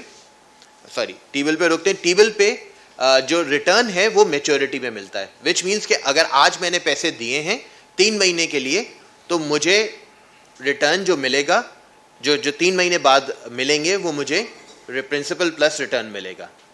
They are issued at a discount. तो अगर मैं 100 रुपये का T-bill है which means an IOU note है state bank की तरफ से कि 1 साल बाद स्टेट बैंक मुझे 100 रुपये वापस करेगा। तो और अगर 20% का रिटर्न है तो आज मैं स्टेट बैंक को 80 रुपये दूंगा तो स्टेट बैंक मुझे 100 रुपये 1 साल बाद रिटर्न करेगा। The same goes for 3 months, the same goes for 6 months। तो 6 महीने का तकरीबन 90 रुपये के करीब होगा, जो 3 महीने का है वो तकरीबन 95 रुपीज़ के करीब होगा। तो 95 रुपीज़ आज मैं स्टेट बैंक को दूंगा, 3 महीने बाद मुझे स्टेट बैंक 100 रुपये वापस करेगा। जो 5 रुपये का डिफरेंस है ये इंटरेस्ट है जो कि मुझे मिल गया। ठीक है। Second is PIBs. PIBs are long-term Pakistan investment bonds. These are 3 years, 5 years, 10 years instrument. इसका सेमी एनुअल कूपन है, तो 100 रुपये आज मैं स्टेट बैंक को देता हूँ, स्टेट बैंक मुझे हर 6 महीने बाद interest at the pre agreed rate मुझे मेरे अकाउंट में क्रेडिट हो जाता है। सिमिलरली जहाँ फिक्स रेट PIBs है वहाँ पे फ्लोटिंग रेट PIBs भी अवेलेबल है। सिमिलरली एक विंडो हमारे पास इस्लामिक की है जहाँ पे सुकूक्स हैं। सुकूक का जनरली रेट फ्लोटिंग है, देयर आर फिक्स रेट सुकूक्स ऑल्सो। सुकूक का जो टेनर है that is 1.5 year and 3 years. So shorter tenors के सुकूक अवेलेबल है मार्केट में। So those are the ways why we can directly lend to the government. Sure, Abbas, would you like to add, please? जी, सुकूक के अंदर जैसे अभी इन्होंने बताया कि हम जो है वो सुकूक भी अवेलेबल है। सुकूक basically are the Islamic bonds, और ये बेसिकली गवर्नमेंट ही अपने किसी स्पेसिफिक असेट के ऊपर जो है इनको इशू करती है। ये आपका राइट होता है इन दैट असेट, और फिर वही जैसे मैंने पहले बताया कि उस असेट को वो रेंट आउट करते हैं और वो जो रेंट आता है वो रेंट आपसे वो शेयर किया जाता है। अच्छा, एक चीज़ मैं सिर्फ यहाँ पे ये ऐड करूँगा कि जैसे हसनैन ने भी कहा और जाफर ने भी कहा कि बेसिकली हमें जो है ना वो बुरे वक्तों में जो है ना अच्छे वक्तों की तैयारी नहीं होती है, हमेशा अच्छे वक्तों में बुरे वक्त की तैयारी होती है। तो अगर आपको कोई चीज़ if you are forcing something, तो आज से आप जैसे हसनैन ने कहा going forward 1 year is tough, तो आज से आप उसके ऊपर काम करना शुरू कर दें। आज से थोड़ी थोड़ी अपनी जो है वो सेविंग्स एक्यूमुलेट करना कोशिश कर लें।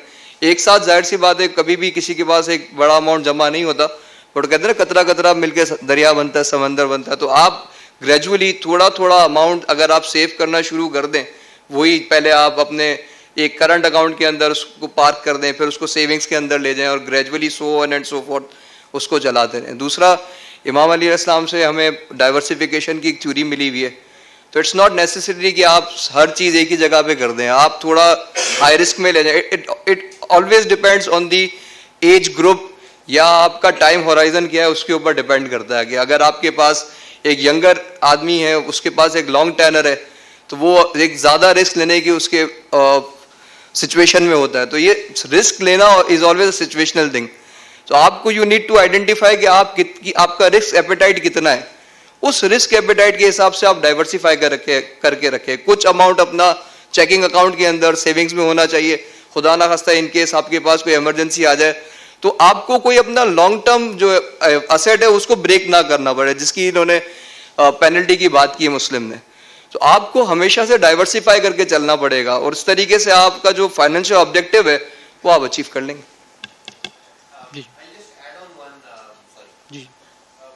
हम फाइनेंशियल रिस्क मैनेजमेंट को या फाइनेंशियल एडवाइजरी को हम कहते हैं हम एक्सपर्ट हैं। मेरी एक छोटी सी रिक्वेस्ट ये, जैसे हम किसी बीमारी के लिए डॉक्टर के पास जाते हैं, सो मेरी एक रिक्वेस्ट ये है कि हम फाइनेंशियल मैनेजमेंट इन्वेस्टमेंट को अपने आप को एक्सपर्ट ना समझें। एंड देयर आर पीपल जिनका काम सुबह शाम रात यही है कि वो फाइनेंशियल प्रोडक्ट्स को समझें, आपकी इन्वेस्टमेंट पोर्टफोलियो, आपकी इन्वेस्टमेंट प्रोफाइलिंग करें, उस इन्वेस्टमेंट प्रोफाइल के हिसाब से आपको वो इन्वेस्टमेंट की दवाई रिकमेंड करें जो कि आपने और आपके प्रोडक्ट को, आपके गोल को रखते हुए, आपके लाइफ साइकिल को स्टेज में रखते हुए उसके लिए होगी। मेरी जो एज है, मेरे जो बच्चे हैं, सिमिलरली अगर किसी की मुझसे पहले शादी हो गई है तो उसके बच्चों की एक डिफरेंट एज होगी। मैं जिस लेवल पे हूँ कोई और मुझसे किसी और लेवल पे होगा, तो हर किसी का एक लाइफ साइकिल, मेरे क्लास फेलोज एक डिफरेंट एज, यानी हम 20 लोग अल-मुर्तज़ा से ग्रेजुएट किए, हाँ, everybody is in a different stage 20 years from now. क्या हम सब की सेम इन्वेस्टमेंट दवाई सबके लिए फिक्स हो सकती है? नहीं। किसी की शादी 20-25 साल में होगी, किसी की 30 में हुई, किसी की 35 में हुई, बच्चे अलग हैं, किसी के लड़कियां हैं, किसी के लड़के हैं, everybody has a different requirement. And मेरी इसके लिए रिक्वेस्ट ये है कि please go to a financial adviser, ask him, pay that price. जैसे हम अच्छे डॉक्टर को ढूंढते हैं और उसको हम डॉक्टर को पैसे देने के लिए तैयार होते हैं, फाइनेंशियल इन्वेस्टमेंट मैनेजमेंट के लिए भी we should look for a good adviser and may be pay that amount of money to that advisor. Sure, I'm not a financial advisor, so it's not something that I will be. Don't worry about it. So I think up till now हमने बड़ी healthy discussion की है. मैं quick एक summary देता हूँ and then we move forward to another important concept. आपको ये clear हो गया है कि इन्फ्लेशन से बचना है तो बीच में एजेंसी नहीं, अगर उधार देना है तो गवर्नमेंट को डायरेक्ट देना है. So that's a very important concept. अगर इन्फ्लेशन रेट के करीब करीब पहुंचना है, हसनैन ने सही कहा कि बहुत मुश्किल है उसको पार करें, लेकिन अगर करीब करीब भी पहुंचना है तो बीच में एजेंट को केयरफुल रहना है कि अगर रिस्क कुछ भी नहीं लेता तो कम से कम मुझे इन्फ्लेशन से बचना है. That is your right. This is very important. अभी पाकिस्तान में ये कोई आपको ये चीज नहीं समझा रहा. सो ये जो इंपॉर्टेंट बात की मुस्लिम ने कि आपकी तबीयत खराब हो तो आप डॉक्टर के पास जाएं, उससे एडवाइस लें. और आप में से कितने ही लोग हैं जो डॉक्टर के पास जाते हैं और वो दवा लिखता है जिसमें कमीशन होता है उसका. सो आप समझ गए ना मेरी बात. So be very very careful with financial advice as well. कम से कम आपको ये पता है कि अगर आपको जुकाम है तो आपको पता होना चाहिए कि आपको जुकाम है, उसकी दवा इसी रेंज में आती है. तो ये समझे कि आपके जुकाम की दवा है, कि आपको ये पता होना चाहिए कि रिस्क लिए बगैर मैं इन्फ्लेशन को बीट करने के करीब करीब पहुंच सकता हूं. ये ऐसे ये अदरक का कावा जो मैं खुद पी सकता हूं, तो इसको लेके जाके हम ये 5,000 का बिल पे करके नहीं वापस आना. तो that's a very important concept. अपने दिमाग में रख लें ये बात. तो इन्फ्लेशन से बच सकते हैं रिस्क फ्री अगर आप डायरेक्ट गवर्नमेंट के रेट्स को जाके हिट करें. नेशनल सेविंग्स, गोल्ड करीब करीब लॉन्ग टर्म में पिछले 20 साल में, again this also depends on the cycle. So it has a qualification, it has a cycle as well, and this just to educate you about it. National savings, direct T-bill, जिस मुस्लिम ने बताया, direct options में आप participate कर सकते हैं. Small denomination की investment कर सकते हैं आप 5-5, 10-10, 1-1 लाख रुपए से इन्वेस्ट कर सकते हैं टी-बिल्स के अंदर. अपने रिटर्न को इन्फ्लेशन रेट के करीब ला सकते हैं right now.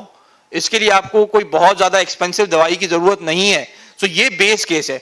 Now the next logical question is कि चले हम रिस्क लेना शुरू हुए तो एक जो हसनैन ने भी आइडेंटिफाई किया, Abbas and Muslim identified this prudently, कि जब आप रिस्क लेने चलें तो अपनी रिस्क प्रोफाइल और अपना इन्वेस्टमेंट होराइजन, ये दो इंपॉर्टेंट चीजें हैं. कितने अरसे के लिए इन्वेस्ट करना चाह रहा हूं और क्या मैं रिस्क लेने की कितना रिस्क ले सकता हूं. मुराद ये कि मुतवक्के नताइज से कितना इनहराफ बर्दाश्त कर सकता हूं. फॉर एग्जाम्पल, अगर किसी एक एसेट ने औसतन 25% रिटर्न दिया है पिछले 20 साल में और वो किसी एक साल 50% गिर सकता है, ये चांस है, तो क्या मैं इस इनहराफ को बर्दाश्त कर सकता हूं मेंटली. आसान उर्दू जबान में आपको बता रहा हूं, ये दिमाग में होना चाहिए. So taking that debate to, it's a very interesting fact कि बहुत से लोग लॉन्ग टर्म इन्वेस्टमेंट करते हैं और 1-1, 2-2 साल में निकाल लेते हैं.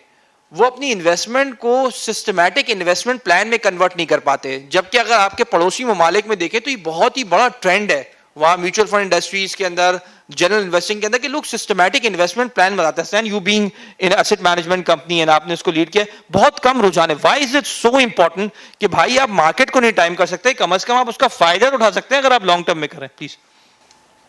जी, आई थिंक जिस तरह आपने कहा कि in the neighbouring countries, I think specially India, again I think before also you mentioned कि the investment ratio is significantly higher, ठीक है ना.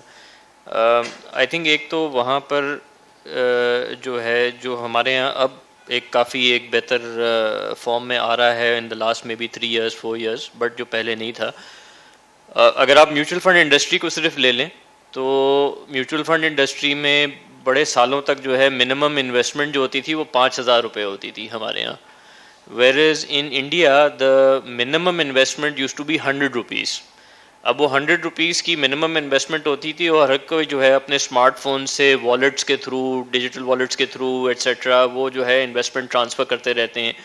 और उनकी अगर आप इंडस्ट्री को देखें तो उसके अंदर जो हम, जैसे हमारी भी एक इंडस्ट्री है म्यूचुअल फंड की, उसके अंदर ऑब्वियसली वो कॉर्पोरेट्स होते हैं, उनके बड़े पैसे होते हैं, तो उसको तो खैर बीट कोई नहीं कर सकता, वो जो एक सिग्निफिकेंट चंक होते हैं. लेकिन जो छोटा छोटा पैसा जो है ना, that is very significant. So you will have in India, you will have a lot of people who are maybe running small businesses etc. जो छोटे छोटे पैसे जो है ना accumulate करते हैं electronically also into the whole system. तो जो सेविंग का कल्चर है वो एक बड़ा मुख्तलिफ है कंपेयर टू पाकिस्तान। अच्छा, दूसरा आई थिंक एक और हमारा एक इशू ये है, और ये चैलेंज कह लें, डिलेमा कह लें, कि जिस तरह इन्होंने कहा कि जी फाइनेंशियल एडवाइज़र जो है ना उस हमें देखना चाहिए और उनको जो है वो सीक आउट करें और उनसे एडवाइस लें, और ये बहुत ज़रूरी है। लेकिन हमारे यहाँ जो डिफरेंट ऑर्गेनाइजेशंस हैं, I think everyone is at fault, whether it is mutual fund industry, life insurance companies very specifically, I think you take the not only state life but जो प्राइवेट वाली हैं एट्सेट्रा। कभी आपको किसी का phone call अगर आ जाए इनका, और आप उनको अगर जैसे अगर मुझे आ जाए और मैंने अगर उसको कोई 2 सवाल इधर पूछ लिए, तो बंदा कहेगा सर मैं आपको जो है मैनेजर से पूछ के बताता हूँ। That training level is so low for a lot of people. आप अगर किसी बैंक की ब्रांच में चले जाएं, मसला ये होता है कि वो everyone has their own targets. जो एक सेल्स पर्सन होता है उसके टारगेट होते हैं, वो उसको पता ही नहीं, उसने कहा मुझे भाई इतने प्लान बेचने हैं, इतने के बेचने हैं। तो आपका जो पूरा टारगेटिंग होती है, सो फॉर एग्ज़ाम्पल वो आप उनसे कहेंगे कि जी मैं तो, मुझे अगर किसी इंश्योरेंस कंपनी से कॉल आएगी और मैं कहूँगा कि जी मैं तो ऑलरेडी 2 इंश्योरेंस कंपनीज़ के साथ मेरे प्लान चल रहे हैं, तो वो कहेंगे अच्छा जी वो कितने के चल रहे हैं, क्या हो रहा है, ये वो और टाइप। फिर कहेंगे अच्छा 10,000 का तो ले लें, 5,000 का तो ले लें। यानी कि वो इतनी डेस्परेशन हो जाती है कि आई थिंक फिर वो इंसान कहता है कि यार मैं तो इसके साथ, मुझे लगता है इसको मुझे फ़ोन ही बंद कर देना चाहिए। So I think there is a big element of training that is missing as far as financial advisers are also concern. तो इसमें जिस तरह ये अब everyone has a smartphone or most people have a smartphone, so lot of the digital तरीके से आप इंसान को जो है ना थोड़ा सा अपनी भी रिसर्च करनी चाहिए, थोड़ी मेहनत करनी चाहिए, थोड़ा सा जो है ना you need to be a little bit smart about it। अब जैसे ट्रेजरी बिल और PIB वगैरह की बात की, अब I would say कि a lot of people would say कि यार मैं अब ये कहाँ करूँगा ट्रेजरी बिल और PIB और ये सारी चीज़ें, मुझे तो अभी समझ ही नहीं आ रही।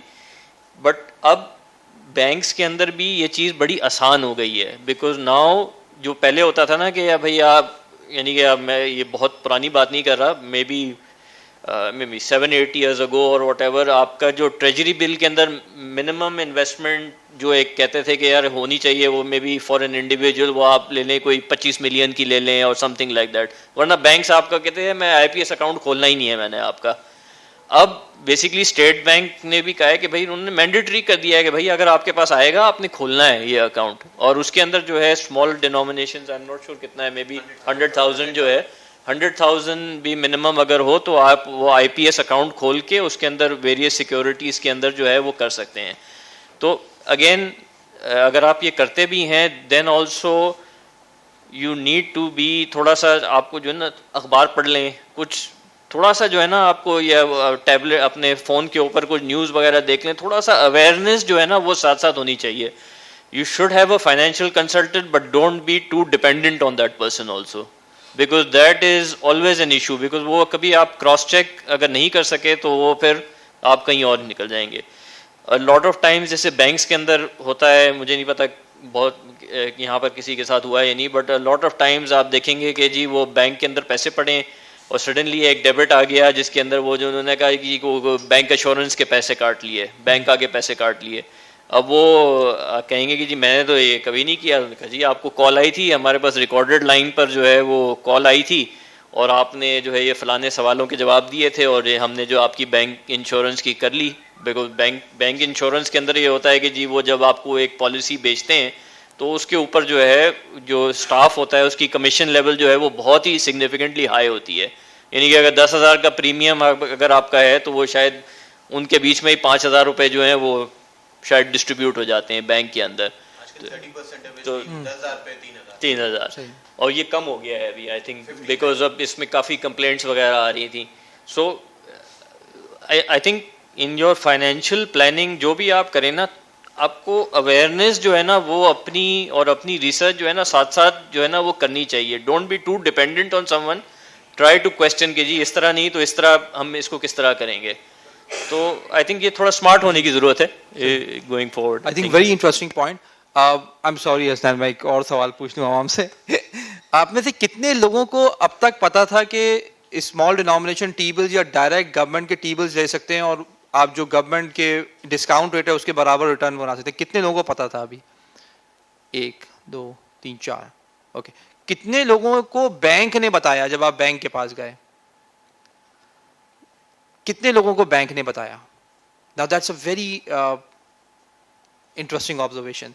सो जब ये स्मॉल डिनोमिनेशन टी बिल्स आए थे, स्टेट बैंक ऑफ पाकिस्तान ने मुतारिफ कराए थे और बैंक को कहा था कि आप इसको ऑफर करें, बिकॉज बैंक आपको 2 प्रोडक्ट सेल कर रहा है। एक तो वो प्रोडक्ट जिसमें आपका पैसा एक सर्टेन इंटरेस्ट रेट पे लेके उसको हाई इंटरेस्ट रेट पे खुद देगा। अब आप आए हैं उससे वो प्रोडक्ट मांगने के लिए जिसमें आप हायर इंटरेस्ट रेट खुद लॉक करेंगे। सो अब आपको पता है कि ग्रेजुअली हमने देखा कि वो मेन वेबसाइट से पीछे जा गया, अब वो नोट्स में चला गया और बहुत ही मुश्किल से आपको मिलेगा। सो एक्चुअली अवेयरनेस जो हसनैन ने आइडेंटिफाई किया, दिस इज वेरी इंपॉर्टेंट कि आपको खुद जिम्मेदार होना चाहिए कि अगर आप लो रिटर्न ले रहे हैं रिस्क लिए बगैर, तो आप इसके पहले तो खुद जिम्मेदार हैं, रादर कि आप दूसरों को ब्लेम करें। And now going towards the risk level, कि रिस्क अगर आप ले रहे हैं, सो मुस्लिम आप ये भी आइडेंटिफाई करें कि एसआईपी सिस्टमैटिक इन्वेस्टमेंट प्लान, इसकी क्यों इतनी अहमियत है कि अगर आप जब भी थोड़े रिस्की एसेट में जाते हैं तो 1 साल का रिटर्न खराब, 2 साल का रिटर्न खराब। पाकिस्तान का प्रॉब्लम ये है कि पिछले 6 साल में साइकिल ही छोटे हो गए हैं, हाईली लेवरेज इकोनॉमी हो गई है, तो 1.5 साल के रिटर्न के ऊपर मार्केट चल रही है। Then again other factors, because market इतनी इमेच्योर है। लेकिन फिर भी क्यों systematic investment plan is a way to move forward? Please देखिए, जिंदगी में डिसिप्लिन बहुत जरूरी है। How do we get that discipline in our investment profiling? And that discipline is जब हम किसी से वादा कर लेते हैं और हम रेगुलरली इन्वेस्टमेंट पुट इन करते रहें। सिस्टमैटिक इन्वेस्टमेंट प्लान है क्या? सिस्टमैटिक इन्वेस्टमेंट प्लान ये मैं कमिट कर लेता हूँ कि सैलरी में से इतना पोर्शन मैं इन्वेस्टमेंट में डालता रहूँगा, अपनी इनकम में से हर महीने या हर क्वार्टर या एनुअली मैं ये इन्वेस्टमेंट करता रहूँगा, ताकि मेरा लॉन्ग टर्म गोल अचीव हो, जिस गोल के लिए मैं सेव कर रहा हूँ। तो systematic investment plan is an objective towards that. अच्छा, अब रिस्क क्या है? बाकर ने समझाने की कोशिश की कि जी मेरा रिस्क क्या है। Risk is the volatility. Risk ये है कि जी आज मैं ये एक्सपेक्ट कर रहा था कि मैं 20% कमाऊंगा, लेकिन मैंने 5% कमाया या मैंने 30% कमाया। सो वॉलेटिलिटी और डिफरेंस, मैं अपने टारगेट रिटर्न से कितना दूर हूँ इज रिस्क। जितना रिस्की प्रोडक्ट लूंगा उतना मैं ज़्यादा दूर होने के चांसेस हैं, होने के चांसेस हैं, both positive and negative. Similarly जितना मैं लेस रिस्की प्रोडक्ट लूंगा उसमें ये होगा। लेकिन overall law of averages is something which shows कि आप on an average you get to your return, but that will be in a long term. Law of averages works in long term. तो हम अगर साल 2 साल 3 साल के लिए जाते हैं तो ये जो वॉलेटिलिटी है, एक कॉमन मैन को, इवन कॉमन मैन क्या, मुझ जैसे बंदे को 21 साल हो गए, लेकिन होता यह है कि मैं अपनी इन्वेस्टमेंट में आई गेट वरिड, क्योंकि इमोशंस आ जाते हैं ना। तो उसको इमोशंस को पीछे थ्रो करने के लिए क्या है कि मैं नॉन इमोशनल होके एक डिसीजन लूँ, एनालिसिस करूँ और उस एनालिसिस की बेस पे मैं एक इन्वेस्टमेंट कर लूँ, एंड मैं उस इन्वेस्टमेंट को फिर मार्केट, अब अगर मैं पिछले 3 दिन की मार्केट देख लूँ, स्टॉक मार्केट की मैं बात करूँ, हम सबको स्टॉक मार्केट का अंदाज़ा है। पिछले 3 दिन में बातें क्या हो रही हैं? पाकिस्तान डिफ़ॉल्ट कर रहा है, IMF के पैसे नहीं आ रहे, करेंसी एक दिन में 10% 12% डेप्रीशिएट हो गई, इंटरेस्ट रेट ऊपर चला गया, इसहाक डार की रेजिग्नेशन आ रही है, शब्बर जैदी कुछ और कह रहा है, मिफ्ता PMLN का एक्स फाइनेंस मिनिस्टर अब उनकी बुराइयां कर रहा है। सो अगर मैं इमरान खान अरेस्ट हो रहा है, जहां पॉलिटिकल सिचुएशन देखें इट इज गोइंग नेगेटिव। इस पूरे हाल में होना क्या चाहिए? स्टॉक मार्केट को गिरनी चाहिए, लेकिन अगर पिछले 2-3 दिन में देखें तो I think it has gone up by 600-700 points.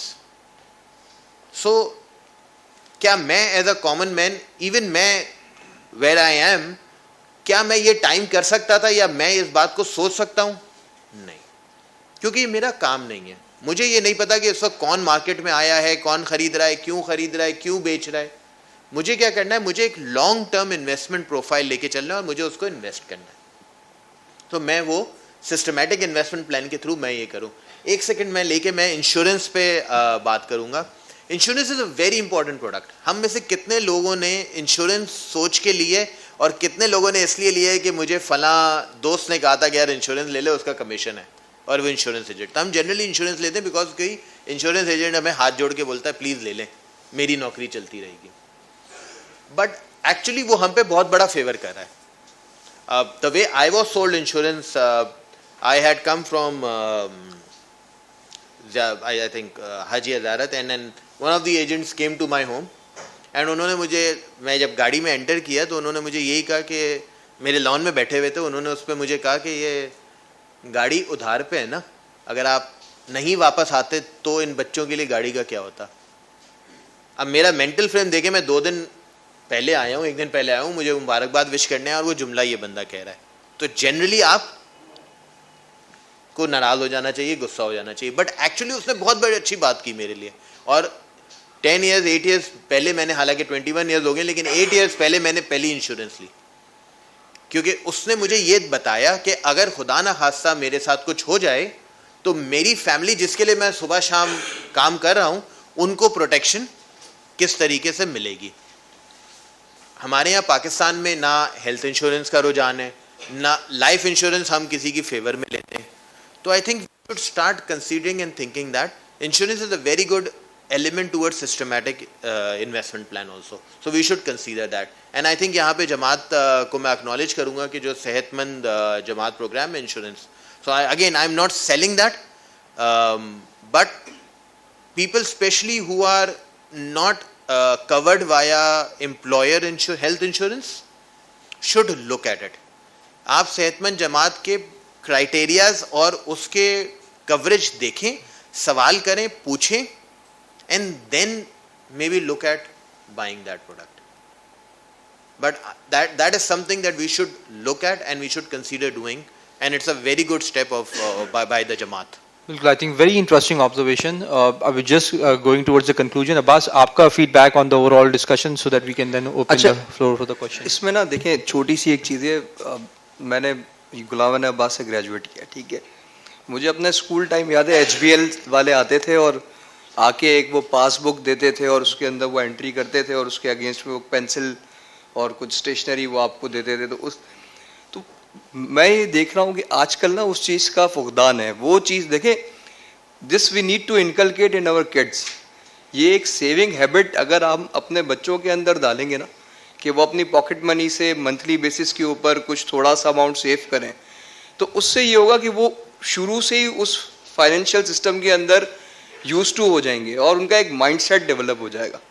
तो ये आजकल स्कूल्स के अंदर मुझे नहीं पता, बट मेरी नॉलेज में नहीं है कि अगर कोई इस तरीके से, हाँ मीज़ान बैंक में, अल हबीब में और दूसरे बैंक्स के अंदर दे आर सर्टेन फीचर्स, वो kids club, tin club, students के अकाउंट्स इस तरीके से है, बट इस तरीके से कैंपेनिंग स्कूल्स के अंदर या मंथली बेसिस के ऊपर स्कूल्स में जाना और स्कूल्स में जाके उनके साथ बच्चों के अकाउंट खोलना, उनमें सेविंग हैबिट्स को इनकलकेट करना, आई थिंक ये एक चीज़ मिसिंग है। दूसरी एक और चीज़ है, देखिए, इट्स ऑल अबाउट इंटरेस्ट। इंसान को जिस चीज़ का इंटरेस्ट होता है ना, वो उस चीज़ के अंदर लग जाता है। हमें इंटरेस्ट है पॉलिटिकल, तो हम 9 बजे की खबरें कोई भी मिस नहीं करता। मेजॉरिटी ऑफ अस वो कुछ ना हो 9 o'clock की न्यूज़ ज़रूर देखते। तो चूँकि वो फाइनेंशियल इंक्लूजन का इंटरेस्ट ही डेवलप नहीं हुआ, तो मुझे पता ही नहीं है कि अच्छा मैं IPS भी खोल सकता हूँ, अच्छा मैं ये भी कर सकता हूँ। आई रिमेंबर 2004 में, I think if I am not wrong, IPOs का एक बहुत बड़ा समंदर आया था और उस वक्त जिन लोगों ने प्रोएक्टिवली उस पर काम किया और जिन लोगों ने उस अपॉर्चुनिटी को अवेल किया, आज अल्हम्दुलिल्लाह उन सबके पास जो है ना, वो उनकी गाड़ियाँ अपनी, उनकी रेंट पे नहीं, उस पे नहीं है, लोन पे। मुस्लिम साहब, बी केयरफुल। तो देखिए, बेसिकली नहीं, we all been gone through for same scenarios. The thing is कि देखें, जब IPO आता है, किसी अच्छी कंपनी का IPO आता है, आप डायरेक्टली उसको बाय इन कर सकते हैं, वो एक बहुत बड़ा एडवांटेज होता है। इसी तरीके से स्टॉक्स के अंदर अगर आप स्टॉक्स लेते हैं, तो वो स्टॉक्स जो आपको एक रेगुलर पे आउट देते हैं in form of dividend, nonetheless कि उसका प्राइस आज ऊपर है, आज नीचे है, वो नियाणी का अगर ये बोल चुके हैं मुस्लिम उसको, बट द थिंग इज उसका प्राइस आज कम है तो शायद कल बढ़ जाएगा। तो स्टॉक एक्सचेंज में अगर आपको लॉन्ग टर्म के लिए जाना है तो it's very good opportunity to place your money in stocks. But वो स्टॉक्स जो आपको रेगुलर पे आउट करते हैं, जिसका डिविडेंड अच्छा, आपको पता है अगर आज इसका शेयर प्राइस नीचे for any one fine reason तो कल उसका स्टॉक प्राइस ठीक हो जाएगा। Last but not the least, जैसे मुस्लिम ने कहा वो डॉक्टर की मिसाल और ये जो दूसरी बातें हैं, देखें शुरू में मुस्लिम ने एक चीज कही थी कि the right time to on the bus and the right time to off the bus. तो ये on the bus and off the bus, मैं being an employ of XYZ container terminal और XYZ प्राइवेट लिमिटेड कंपनी, मेरे पास इतना time नहीं है कि मैं हर वक्त उस पर्टिकुलर सेगमेंट को मॉनिटर करता रहूं, हर वक्त स्टॉक एक्सचेंज की वेबसाइट लगा के देखता रहूं कि कौन सा स्टॉक्स अप हो रहे हैं, कौन से डाउन हो रहे हैं। तो वो जो फाइनेंशियल एक्सपर्ट है वो चूंकि उस पर्टिकुलर फील्ड से उसका ताल्लुक होता है तो उसका एवरीडे का यही काम होता है, वो यही एनालिसिस कर रहा होता है कि आप कौन से स्टॉक्स में इन्वेस्ट करना चाहिए, किस में नहीं करना चाहिए, किस में जाने का टाइम है, किसको सेल आउट करने का टाइम है। तो वो अगर आपके पास एक अच्छा फाइनेंशियल एडवाइजर है और आप उसके साथ रेगुलरली इन टच रहते हैं तो वो आपको एटलीस्ट इंटीमेट कर देता है और प्रोएक्टिवली आपको बता देता है कि देखिए यार आपकी ये स्टॉक्स हैं, इसका फ्यूचर ठीक नहीं लग रहा, आप इसको स्टॉक्स को कन्वर्ट करके किसी और स्टॉक्स को ले लें।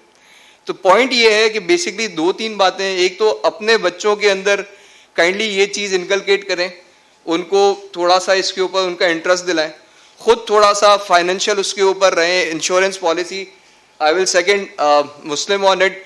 मैंने भी शायद 2011 में फर्स्ट पॉलिसी ली थी, it's being more than 20 years in banking, but वो भी किसी दोस्त के या किसी सीनियर के कहने पे और ग्रेजुअली।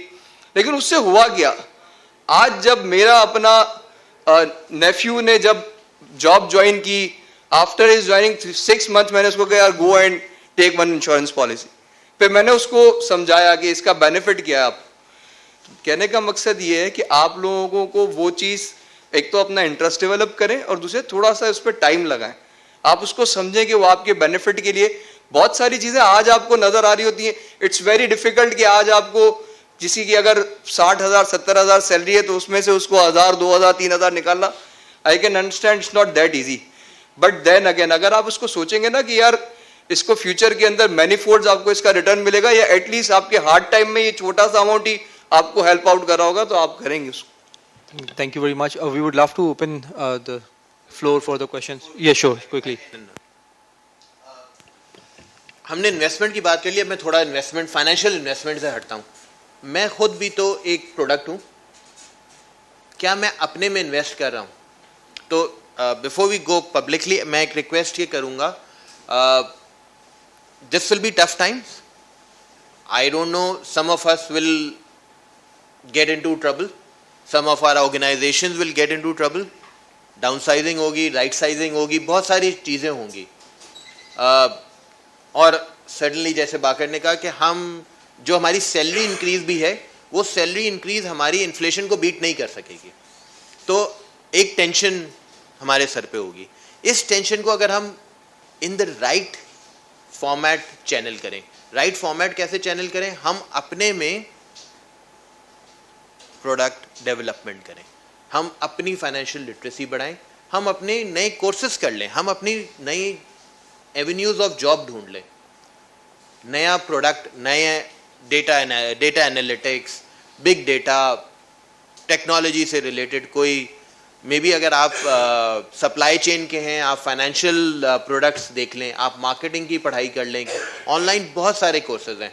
सो मेरी एक रिक्वेस्ट ये होगी कि जो फ़ोन हमारे हाथ में है इस पे हम फेसबुक, ट्विटर, टिकटॉक ये सब देखने के बजाय, या ये सब देखें इम्पॉर्टेंट है, लेकिन 1 घंटा आधा घंटा, and that goes for every age, that goes for me also, I need to schedule 1 hour और 30 मिनट्स ऑफ माई टाइम कि जी मैं अपने टाइम में ये कोर्स, ये प्रोडक्ट पढ़ूंगा और उसको मैं आगे डेवलप करूंगा, and this is the right time. Today is the right time to start doing that, and it doesn't matter whether you are 50 years old or whether you are 25 years old. Please pick a course which is not related to your current field and develop that. So yeah, I think very interesting point and very important right now, because अगर आपके पास पैसा नहीं है तो कम से कम वक्त है, वक्त आपका एक एसेट है। ये कह रहे हैं कि एसेट को इन्वेस्ट करें, स्किल डेवलप करें, स्किल को मार्केट में जाके बेचें, तो you will start earning. So that's a very important point जो आपको अल्लाह ताला ने पैदा होते हुए ही दे दिया है कि आपका वक्त तो है, उस एसेट को तो कम से कम यूटिलाइज करें. सो आई थिंक कोई सवालात हैं तो we would love to have a feedback. जी सर.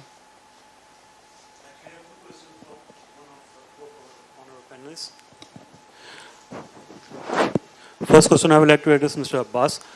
Sir, looking forward, जब SBP ने शरिया कोर्ट ने ये ऑर्डर दिया हुआ है कि by 2025 all conventional banking will be transformed into Islamic Sharia. So, as per your opinion, how do you look at it कि market पे जो banking industry है उस पर इसका क्या impact आएगा? मैं जिसने अपना पैसा फर्स्ट करें कन्वेंशनल बैंकिंग में रखा हुआ है तो क्या रेट्स रिड्यूस होंगे? अगर रिड्यूस होना है तो क्या ये हमारे लिए फिजिबल है? हमें फिर ऑल्टरनेट किसी इन्वेस्टमेंट की तरफ जाना चाहिए या रेट अगर मेंटेन रहेंगे तो किस तरह बैंक इसे मेंटेन रखेंगे? और second question after that I will address. अच्छा जी, देखिए इट्स बीइंग 5 इयर्स की जो पॉलिसी इन्होंने दी है 2027 के अंदर इन्होंने एग्री किया गवर्नमेंट ने कि ये टोटल कन्वर्जेंस के ऊपर जाएगा from conventional to Riba free system. अच्छा, ये स्टेज वाइज होगा, ठीक है, और स्टेज वाइज कन्वर्जेंस है. एओफी का अपना एक स्टैंडर्ड है जिस स्टैंडर्ड के थ्रू ये कन्वर्जेंस होती है from conventional branches to Islamic banking branches.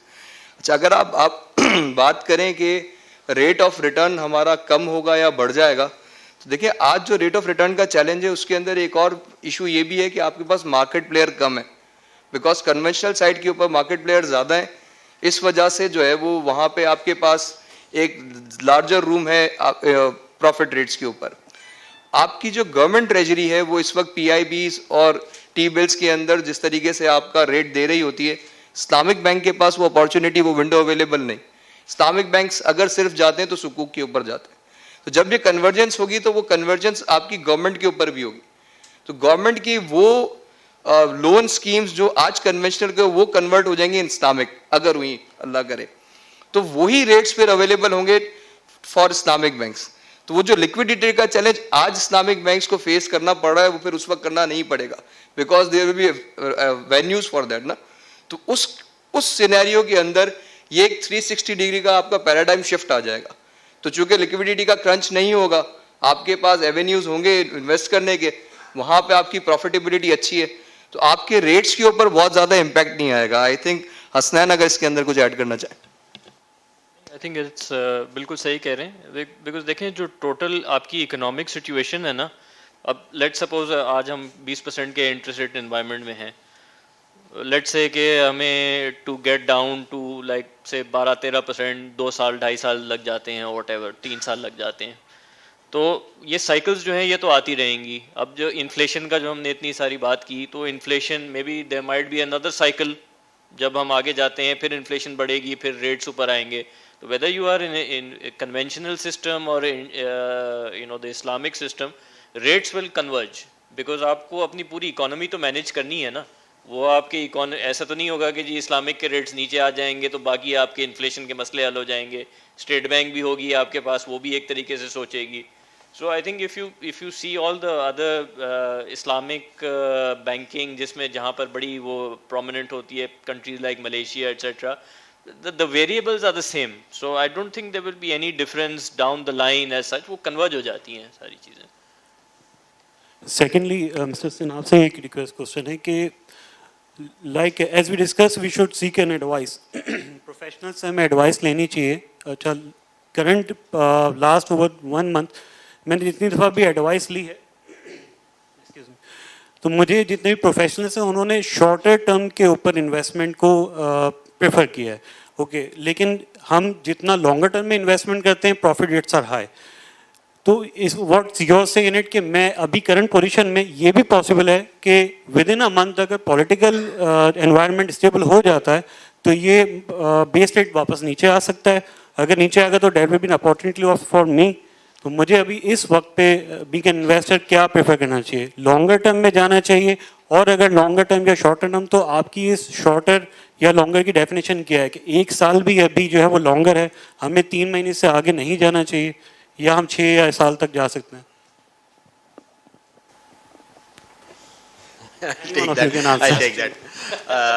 देखिए, जो भी आपको एडवाइस कर रहा था, इसको मैं फाइनेंशियल लिटरेसी से लिंक करूंगा कि अगर आपने यील्ड कर्व देखा होता है। यील्ड कर्व क्या है? यील्ड कर्व रेट्स हैं कि आज मुझे 3 महीने, आज मुझे 6 महीने, आज मुझे साल, आज मुझे 10 साल के रेट क्या मिल रहा है, आज मैं इन्वेस्ट करूं। तो अगर मैं आज का पाकिस्तान का यील्ड कर्व देखूं तो वो इन्वर्टेड है, विच मीन्स कि शॉर्टर टेनर का रेट ऊपर है और लॉन्गर टेनर का रेट नीचे है। इसकी वजह क्या है? इसकी वजह ये है कि फ्यूचर में इन्फ्लेशन नीचे लग रही है। जो इन्फ्लेशन की कैलकुलेशन है उसकी वजह से साल 1.5 साल का कल जो मॉनेटरी पॉलिसी हुई है थर्सडे को, उसमें भी स्टेट बैंक ने ये कहा है कि इन्फ्लेशन जो है वो they foresee inflation below 20% at the end of 2023 और अर्ली 2024। तो based on that was the thought process कि जी मैं शॉर्टर टेनर में इन्वेस्ट इसलिए कर लूँ कि अभी रेट हाई है, पहला। सेकंड, साइकिल जो अगर मैं इंटरेस्ट रेट साइकिल देखूं तो वो बढ़ता हुआ इंटरेस्ट रेट साइकिल था। तो अगर आपने लॉन्गर टेनर में इन्वेस्ट करके आप लॉक इन हो जाते तो ये जो interest rate cycle interest rates बड़े हैं उनसे बेनिफिट नहीं ले सकते थे। तो the reason that he prescribed कि जी अभी आप शॉर्टर टेनर की दवाई ले लें, लॉन्गर टेनर में ना जाएं, इज बिकॉज के he was seeing the interest rate cycle और she was seeing the interest rate cycle going up and therefore he और शी व्यूड कि जी शॉर्टर टेनर इन्वेस्टमेंट कर लें। As interest rate cycle near their peak आप फिर वहाँ long term में move करें। Just a piece of advice here कि ना पीक को कैच करने की कोशिश करें, ना ट्रफ को कैच करने की कोशिश करें कि मुझे एग्जिट पीक पे करना चाहिए, बिल्कुल पीक पे नहीं, पीक के करीब। और इसी तरह एंट्री जो है वो ट्रफ पे नहीं, विच बॉटम पे नहीं, बॉटम के करीब करना चाहिए। जहाँ मुझे नज़र आ रहा है उससे थोड़ा पहले मैं एंटर कर लूँ और इसी तरह जहाँ नज़र आ रहा है वहाँ से थोड़ा पहले मैं एग्जिट कर लूँ। So that's the answer to what the thoughts were. Again आपने अगला सवाल ये किया कि इस वक्त क्या करना चाहिए। देखिए it all depends on your personal situation. मेरे लिए कुछ और होगा, आपके लिए कुछ और होगा। बट इस वक्त मार्केट में जो मार्केट में there is a lot of volatility, there is a lot of question marks in the market. In this scenario general prescription is कि शॉर्टर टेनर इन्वेस्ट करें, क्लैरिटी आने दें, उसकी उन प्रोडक्ट्स में इन्वेस्ट करें जिसमें आपकी लिक्विडिटी आसान हो। लिक्विडिटी का मतलब क्या है कि आप अपने प्रोडक्ट को कैश में कन्वर्ट कर सकते हैं without substantial loss of capital. So return of capital जहां पे मौजूद हो उन प्रोडक्ट्स की तरफ जाएं। But very very valid point that Abbas said कि this is also the time to cherry pick long term investments और उनको एनालिसिस करके रिव्यू करके सोच समझ के उनको पिक करें, not because somebody is saying it.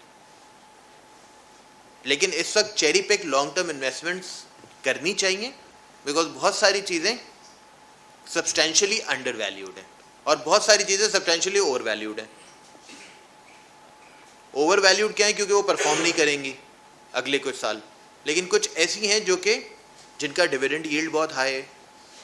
Price immaterial हो जाता है जब आपको डिविडेंड यील्ड अगर एक अच्छी प्रोडक्ट का हो जाता है। तो FMCGs जो कि हम कंज्यूम करते रहेंगे प्रोडक्ट्स, ऐसे products that are substantially which we can look at. So different prescription for everyone, but that's the general thought. Sure. Can we have more questions, sir?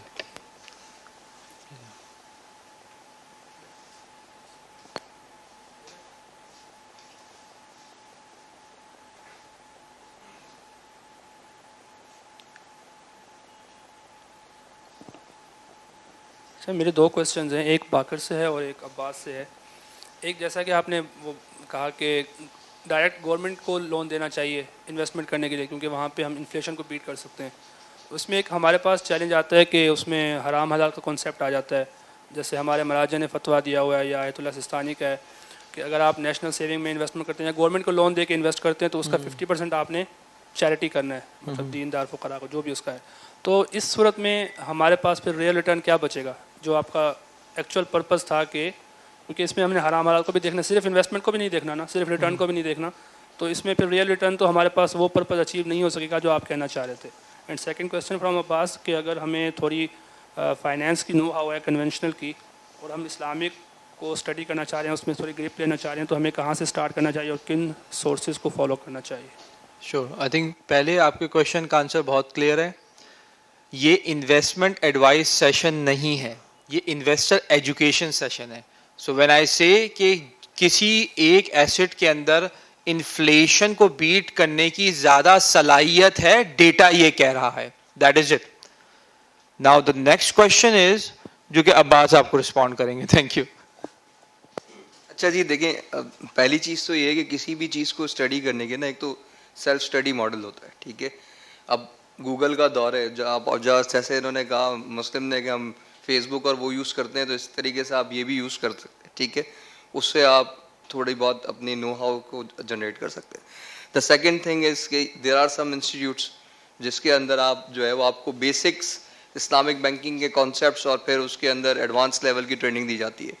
Al Sadiq institute is one of the institute, हमने जैसे इन्होंने बताया था वो है. इस किस्म के और भी इंस्टीट्यूट्स हैं. इनफैक्ट आई थिंक जमात के अंदर भी ये क्या नाम है, पीरियडिकली कोई ना कोई इस किस्म का ये सेमिनार या इस किस्म की कोई अवेयरनेस सेशन होते रहते हैं.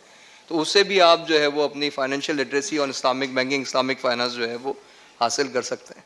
But for you Islamic banking is the one जिसमें 95% जो है वो कंसेंसस है तमाम फुकाहा का, ठीक है ना.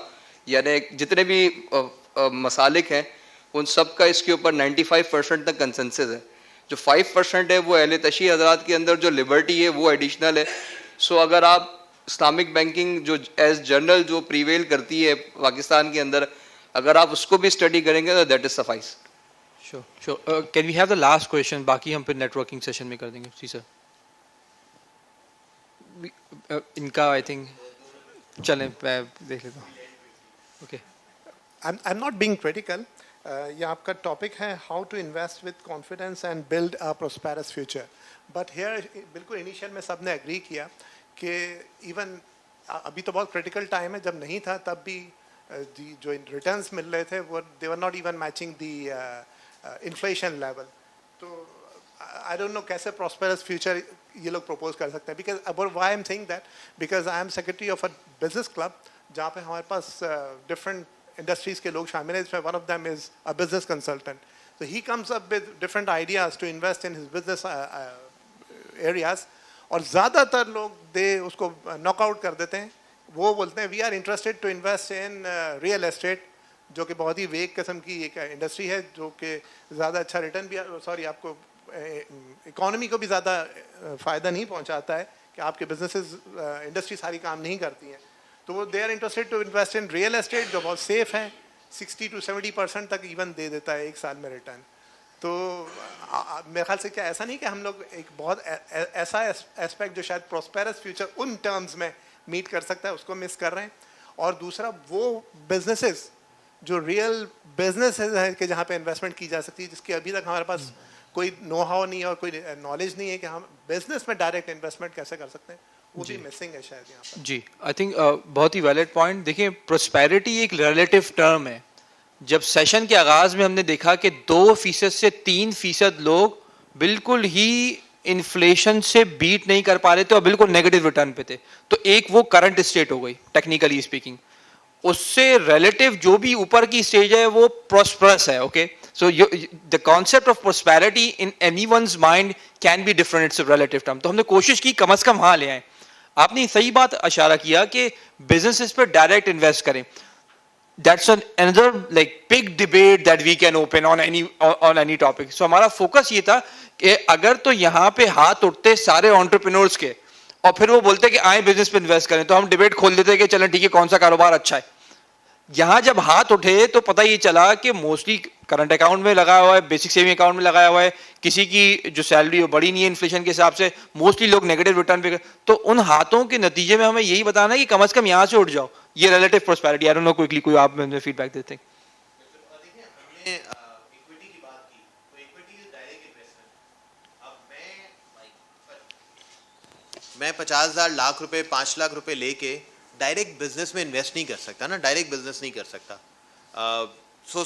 So I need to look at what me as an investor, as a common man, 50,000 lakh 2 lakh रुपए लेके इक्विटी मार्केट में डायरेक्ट बिजनेस में ज़रूर इन्वेस्ट कर सकता हूँ. So that's the idea.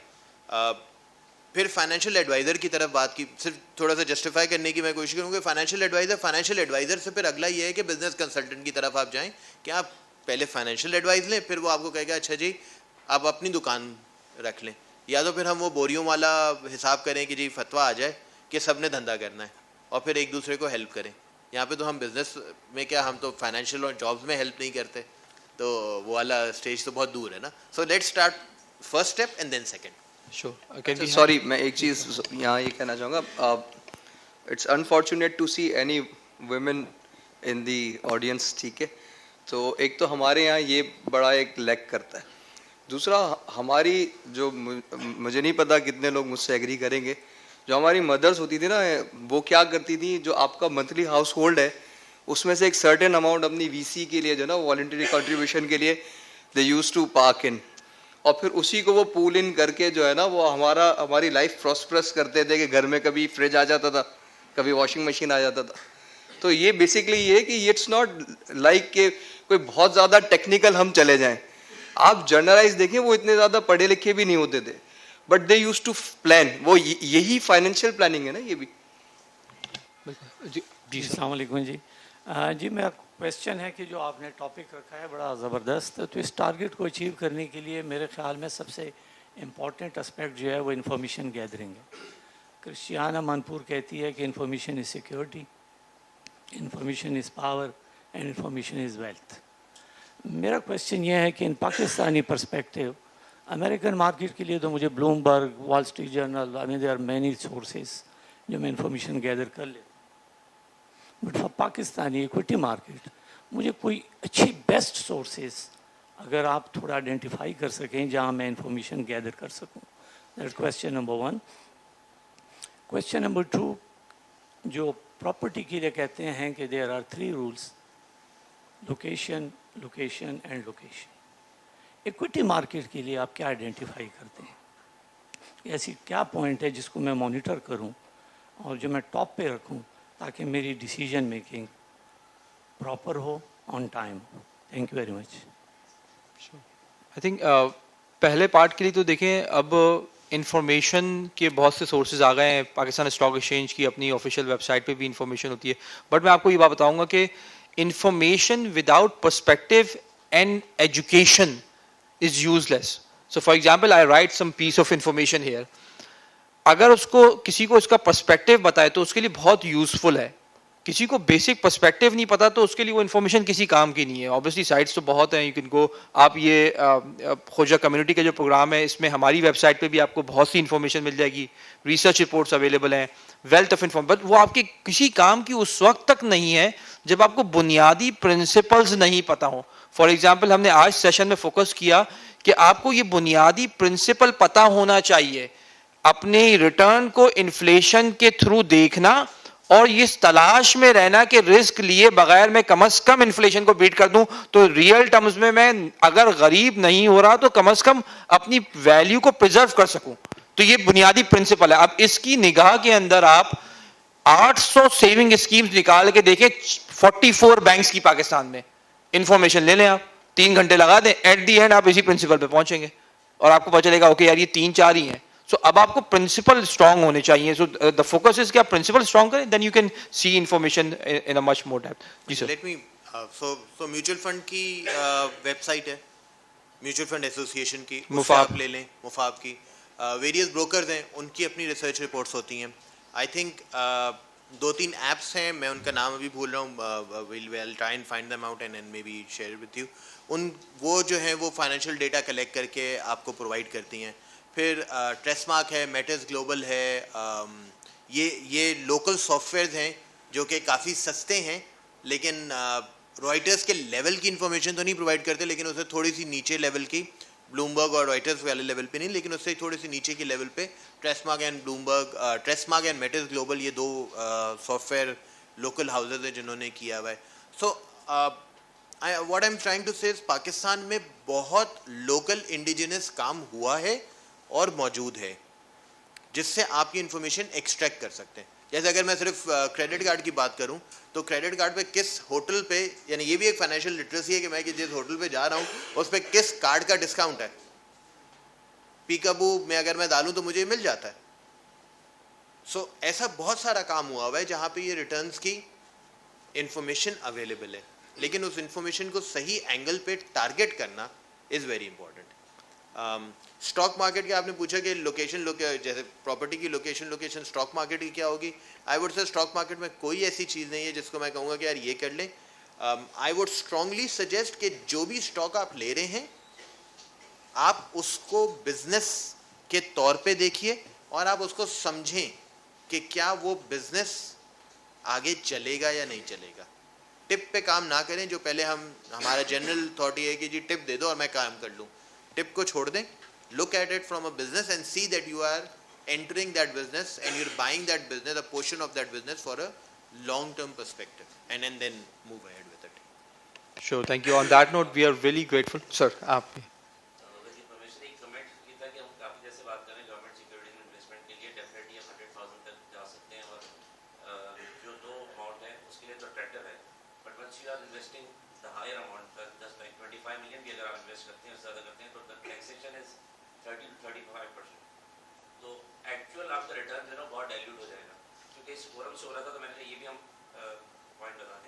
दूसरा एक सवाल है, अगर हम इस बात करें, हम काफ़ी जैसे इस बात कर रहे हैं, सेट की बात कर रहे हैं, सिस्टमेटिक इन्वेस्टमेंट की, तो अगर हम 5 साल का भी होराइजन ले लें हमारी स्टॉक मार्केट का, तो क्या ये SIP SF जो है ये काम कर सकता है या किया है उसने? देखिए, I think if you look at the last 5 years, no. The answer would be no. But that does not necessarily mean that you do not do it. So within even the stock market, you can have segments, right? कि जी आप किसी particular sector के किसी fund में डाल दें या किसी sector में invest कर दें, banking में कर दें अगर if you want to, या energy में कर दें, and so on and so forth. But again, for that information is important rather than doing it in a complete fund of its own. Maybe some people may say that. Funds वगैरह में अगर advantage ये होता है कि छोटे amount से आपको जो है डाइवर्सिफिकेशन मिल जाती है। 30-40 स्टॉक्स जो हैं जो कि एक प्रोफेशनल फंड मैनेजर मैनेज कर रहा है उसकी एक इनपुट होती है। ही और she may not be right all the time, but over time generally if you take out SIP के अंदर भी कॉन्सेप्ट तो यही है ना कि जी अगर आपने चले आप कंजर्वेटिव भी हैं या जिस तरह इन्होंने कहा मॉडरेट भी हैं, तो अगर आप 100 रुपये में से 10 रुपये भी स्टॉक मार्केट में डाल देते हैं तो कोई आपके पास कोई खैर there is no certainty that it may yield you that result at the end of 5 years or 10 years, but over time there's a good possibility that that particular investment may do well because it's diversified, it's across multiple sectors, etc. So I think the important thing is that you should have a goal and a plan, and the goal and the plan will always not be कि जी आप बिल्कुल ही conservative रहेंगे तो शायद वो नहीं होगा। इन्होंने जैसे बात की कि रियल स्टेट वगैरह की, तो अगेन रियल स्टेट के अंदर भी it's not affordable for everyone because the amount that you need in terms of either down payments etc. वो एक बड़ी different ही गेम है। मैं जो टैक्स वाला इशू है उस पर नहीं एड्रेस करूंगा बिकॉज वो एक again that there is ways to handle that and you know it better than I do. So that tax angle is something very different, but I think from a basic amount perspective, again education, figuring out कि जी हम क्या क्या चीज़ें कर रहे हैं, I think I liked his question कि कोई education wise जो है ना there are बहुत, मैं आपको एक दो और भी बता दूंगा बाद में after this, there's like जैसे इन्होंने Metis Global का कहा, there's a site called Investify को अगर आप लिंक कर लेते हैं मेटिस, उसमें सारी न्यूज़ वगैरह आपको मिल जाती है मेटिस ग्लोबल से। अब वो न्यूज़ पढ़ के जिस तरह ब्लूमबर्ग वगैरह जो है वो तो आपको डेली बेस पे दे देते हैं व्हाटएवर। अनदर थिंग जैसे स्टॉक रिलेटेड ये है कि आप मे बी ये आजकल जो है ऑनलाइन के अकाउंट्स जो होते हैं ब्रोकरेज के वो आप खोल लें एक छोटे अकाउंट से, तो उसमें आपको एट द बैक एंड उनकी रिसर्च भी मिलती रहेगी डेली बेस पर या वीकली बेस पर, एंड स्पेशल रिपोर्ट्स वगैरह होती हैं बिकॉज वो एक बार बना रहे हैं तो वो डिस्ट्रीब्यूशन लिस्ट पे आपको डाल देंगे।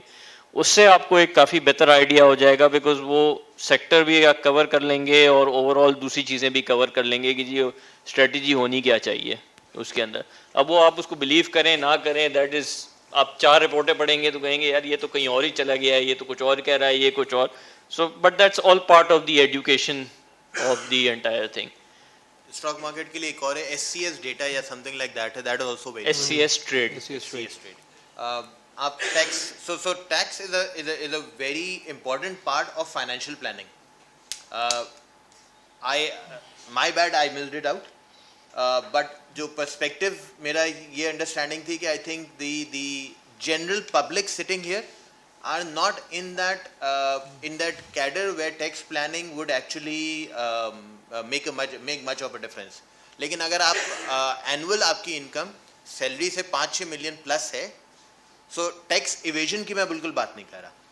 There is a difference between tax planning, tax management and tax evasion.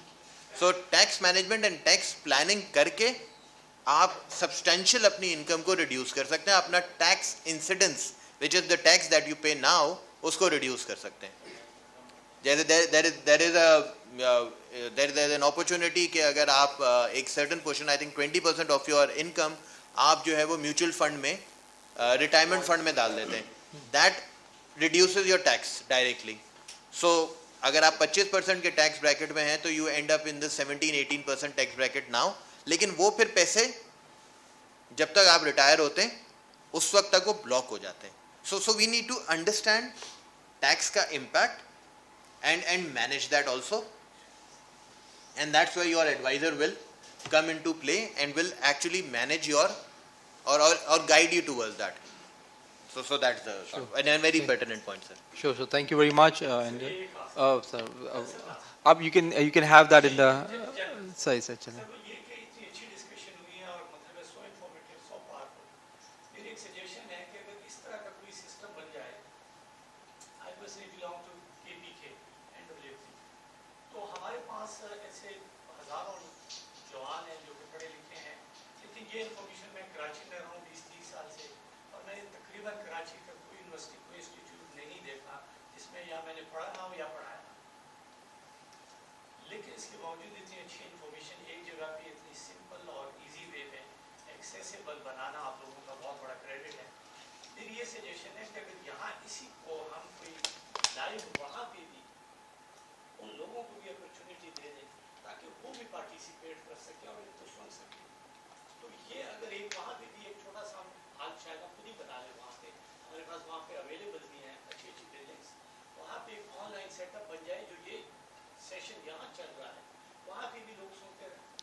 I think it's an excellent suggestion. It will be available. The recording will be available. Recording इसकी available करेंगे, फिर इसके कुछ sections निकाल के structure करेंगे तो आपको ये available कर दें. आप इनके खोजा community का एक Facebook का page है, उसको आप follow कीजिए. उसमें सारी recordings available होती हैं, जितने भी session होते हैं खास तौर पे series के. तो आप इसको कर सकते हैं, आप अपनी community में share कर सकते हैं sir. Sure sir. So on that note, thank you very much for taking your time out. इस तमाम तर चीज़ों को हम स्ट्रक्चर्ड वे में आपको और सिखाएंगे ताकि आप घर पे बैठे इसको सीख सकें. So the whole programme, investment literacy programme का कॉन्सेप्ट ही यही है कि कम्युनिटी में जितने लोग हैं, बहुत से टॉपिक्स हम नहीं कवर कर पाते, लेकिन जो की टॉपिक्स हैं जिसको रिस्पेक्टेड गेस्ट ने आपको आइडेंटिफाई किया, उसमें मजीद डिटेल आप ले सकते हैं, मजीद इन्फॉर्मेशन, एजुकेशन ले सकते हैं free of cost. If you don't want to spend any money, Khoja community आपको स्कॉलरशिप दे रही है, you can move on and join the program. On that note, thank you very much, Hassan. बहुत शुक्रिया आपका प्रोग्राम में शामिल होने का. And Muslim, it's always wonderful. Abbas, thank you very much for giving the Islamic economics perspective. Ji sir, over to you. Thank you.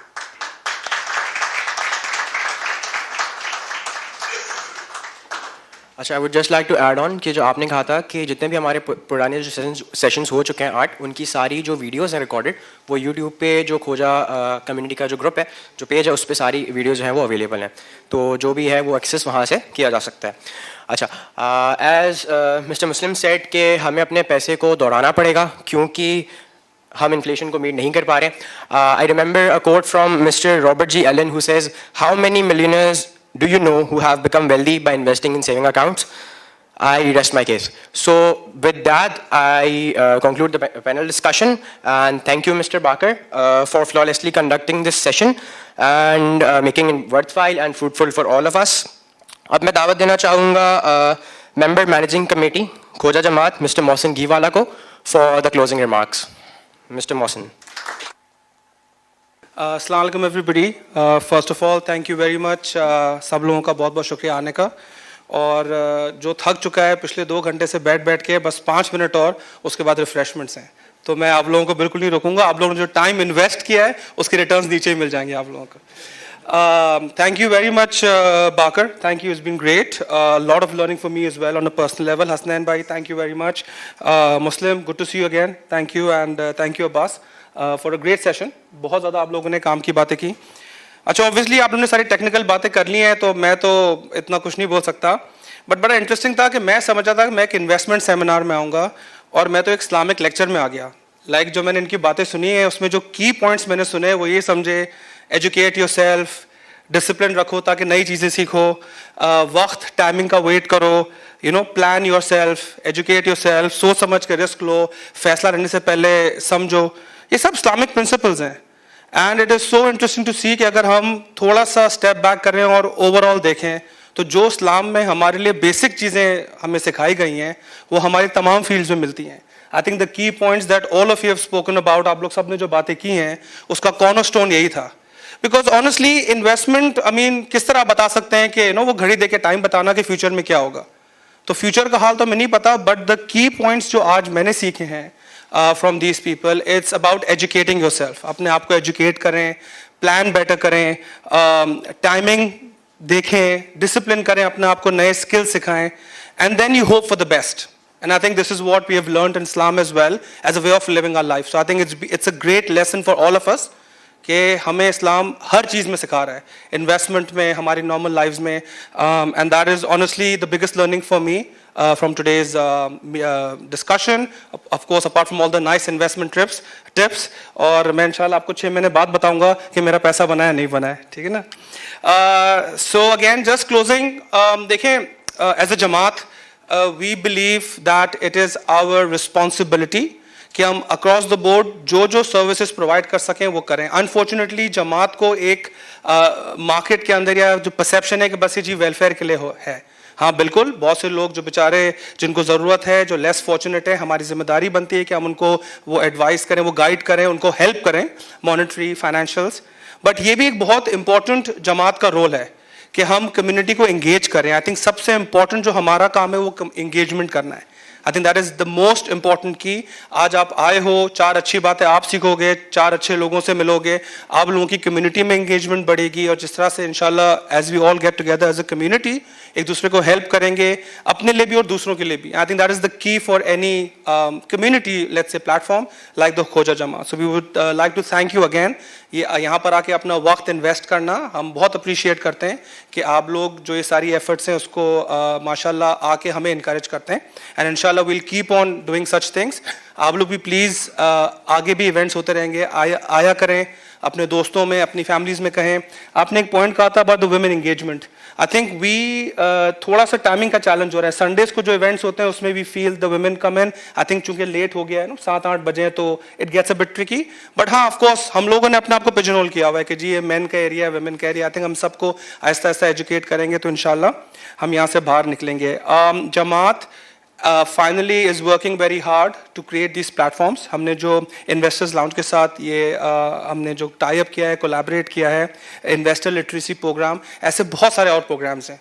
थोड़ी सी request करूँगा आप लोग सबसे कि प्लीज़ थोड़ा इंटरेस्ट लें, जमात से इंगेज करें। जमात की वेबसाइट्स है, इंस्टा हैंडल्स हैं, फेसबुक है, जनरली हमारे फ्रंट डेस्क है, थोड़ा इंगेज करें और कम्युनिटी को गिव बैक करें। हम सब की जिम्मेदारी है, हमारी जो टीम आज यहाँ बैठी है और इंशाल्लाह जो भी आगे आएंगे, हम सब की जिम्मेदारी है कि हम आपको हेल्प करें, आपको एक प्लेटफॉर्म दें, एंगेज करें, और आपकी जिम्मेदारी है कि आप भी आगे बढ़ें और एज अ कम्युनिटी हम साथ ग्रो करें।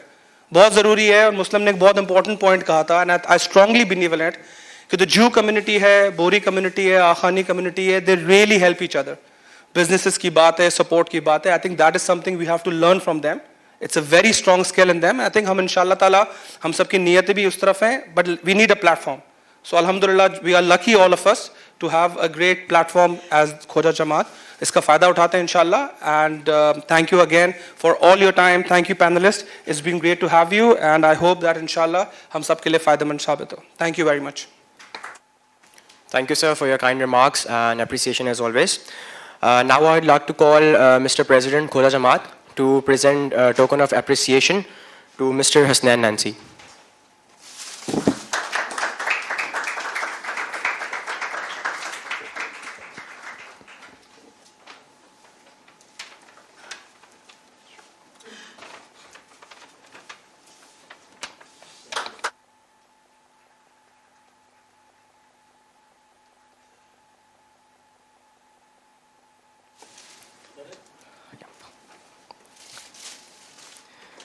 Now I would like to call Mr. Zahid Wasnani, ex-treasurer Khoja Jamaat, to present a token of appreciation to Mr.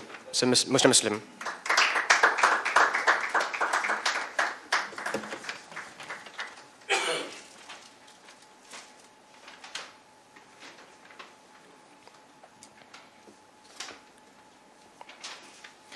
Now I would like to call Mr. Askar Basrawala, Honorary Treasurer of Khoja Jamaat, to present shield to Mr. Abbas Variala.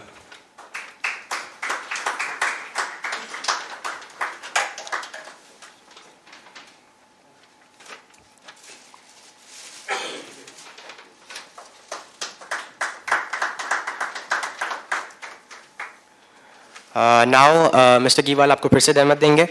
Mr. Giwala to present a token of appreciation to Mr. Bakar Jafri.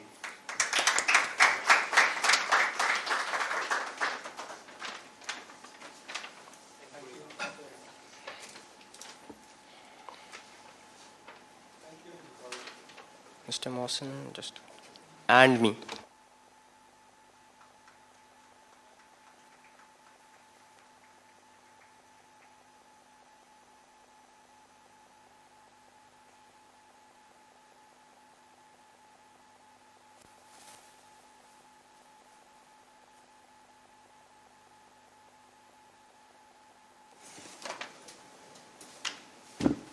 Thank you all for joining us today. And सबसे गुजारिश है कि हम दुआ इमाम ज़माना के बाद जो है वो रिफ़्रेशमेंट की तरफ जाएंगे. उससे पहले मैं ये कहना चाहूँगा कि आप सबका बहुत शुक्रिया कि आपने यहाँ अपना एक वैल्यूएबल टाइम हमारे साथ स्पेंड किया, और उम्मीद करते हैं कि जमात इस तरह के sessions through out the year इस तरह से अरेंज करती रहेगी. और आई होप कि जमात और इन्वेस्टर्स लाउंज की जो कोलैबोरेशन है वो भी इंशाल्लाह सक्सेसफुल रहेगी. तो दुआ इमाम ज़माना. Please stand up. अऊज़ु बिल्लाहि मिनश शैतानिर रजीम. बिस्मिल्लाहिर रहमानिर रहीम. सब साथ मिलके. अल्लाहुम्मा कुल्ले वलियकल हुज्जत इब्नुल हसन सलवातुका अलैहि व अला आबाए व फी हाज़िहि स्साअ वफ़ी कुल्लि साअ वलिया व हाफ़िज़ा व क़ाइदन व नासिरा व दलीला व ऐना हत्ता तुस्किनहु अर्ज़का तौआ व तुमत्तिउ फ़ीहा तवीला बिरहमतिक या अरहमर राहिमीन. Now you guys can head to the refreshment part. Thank you.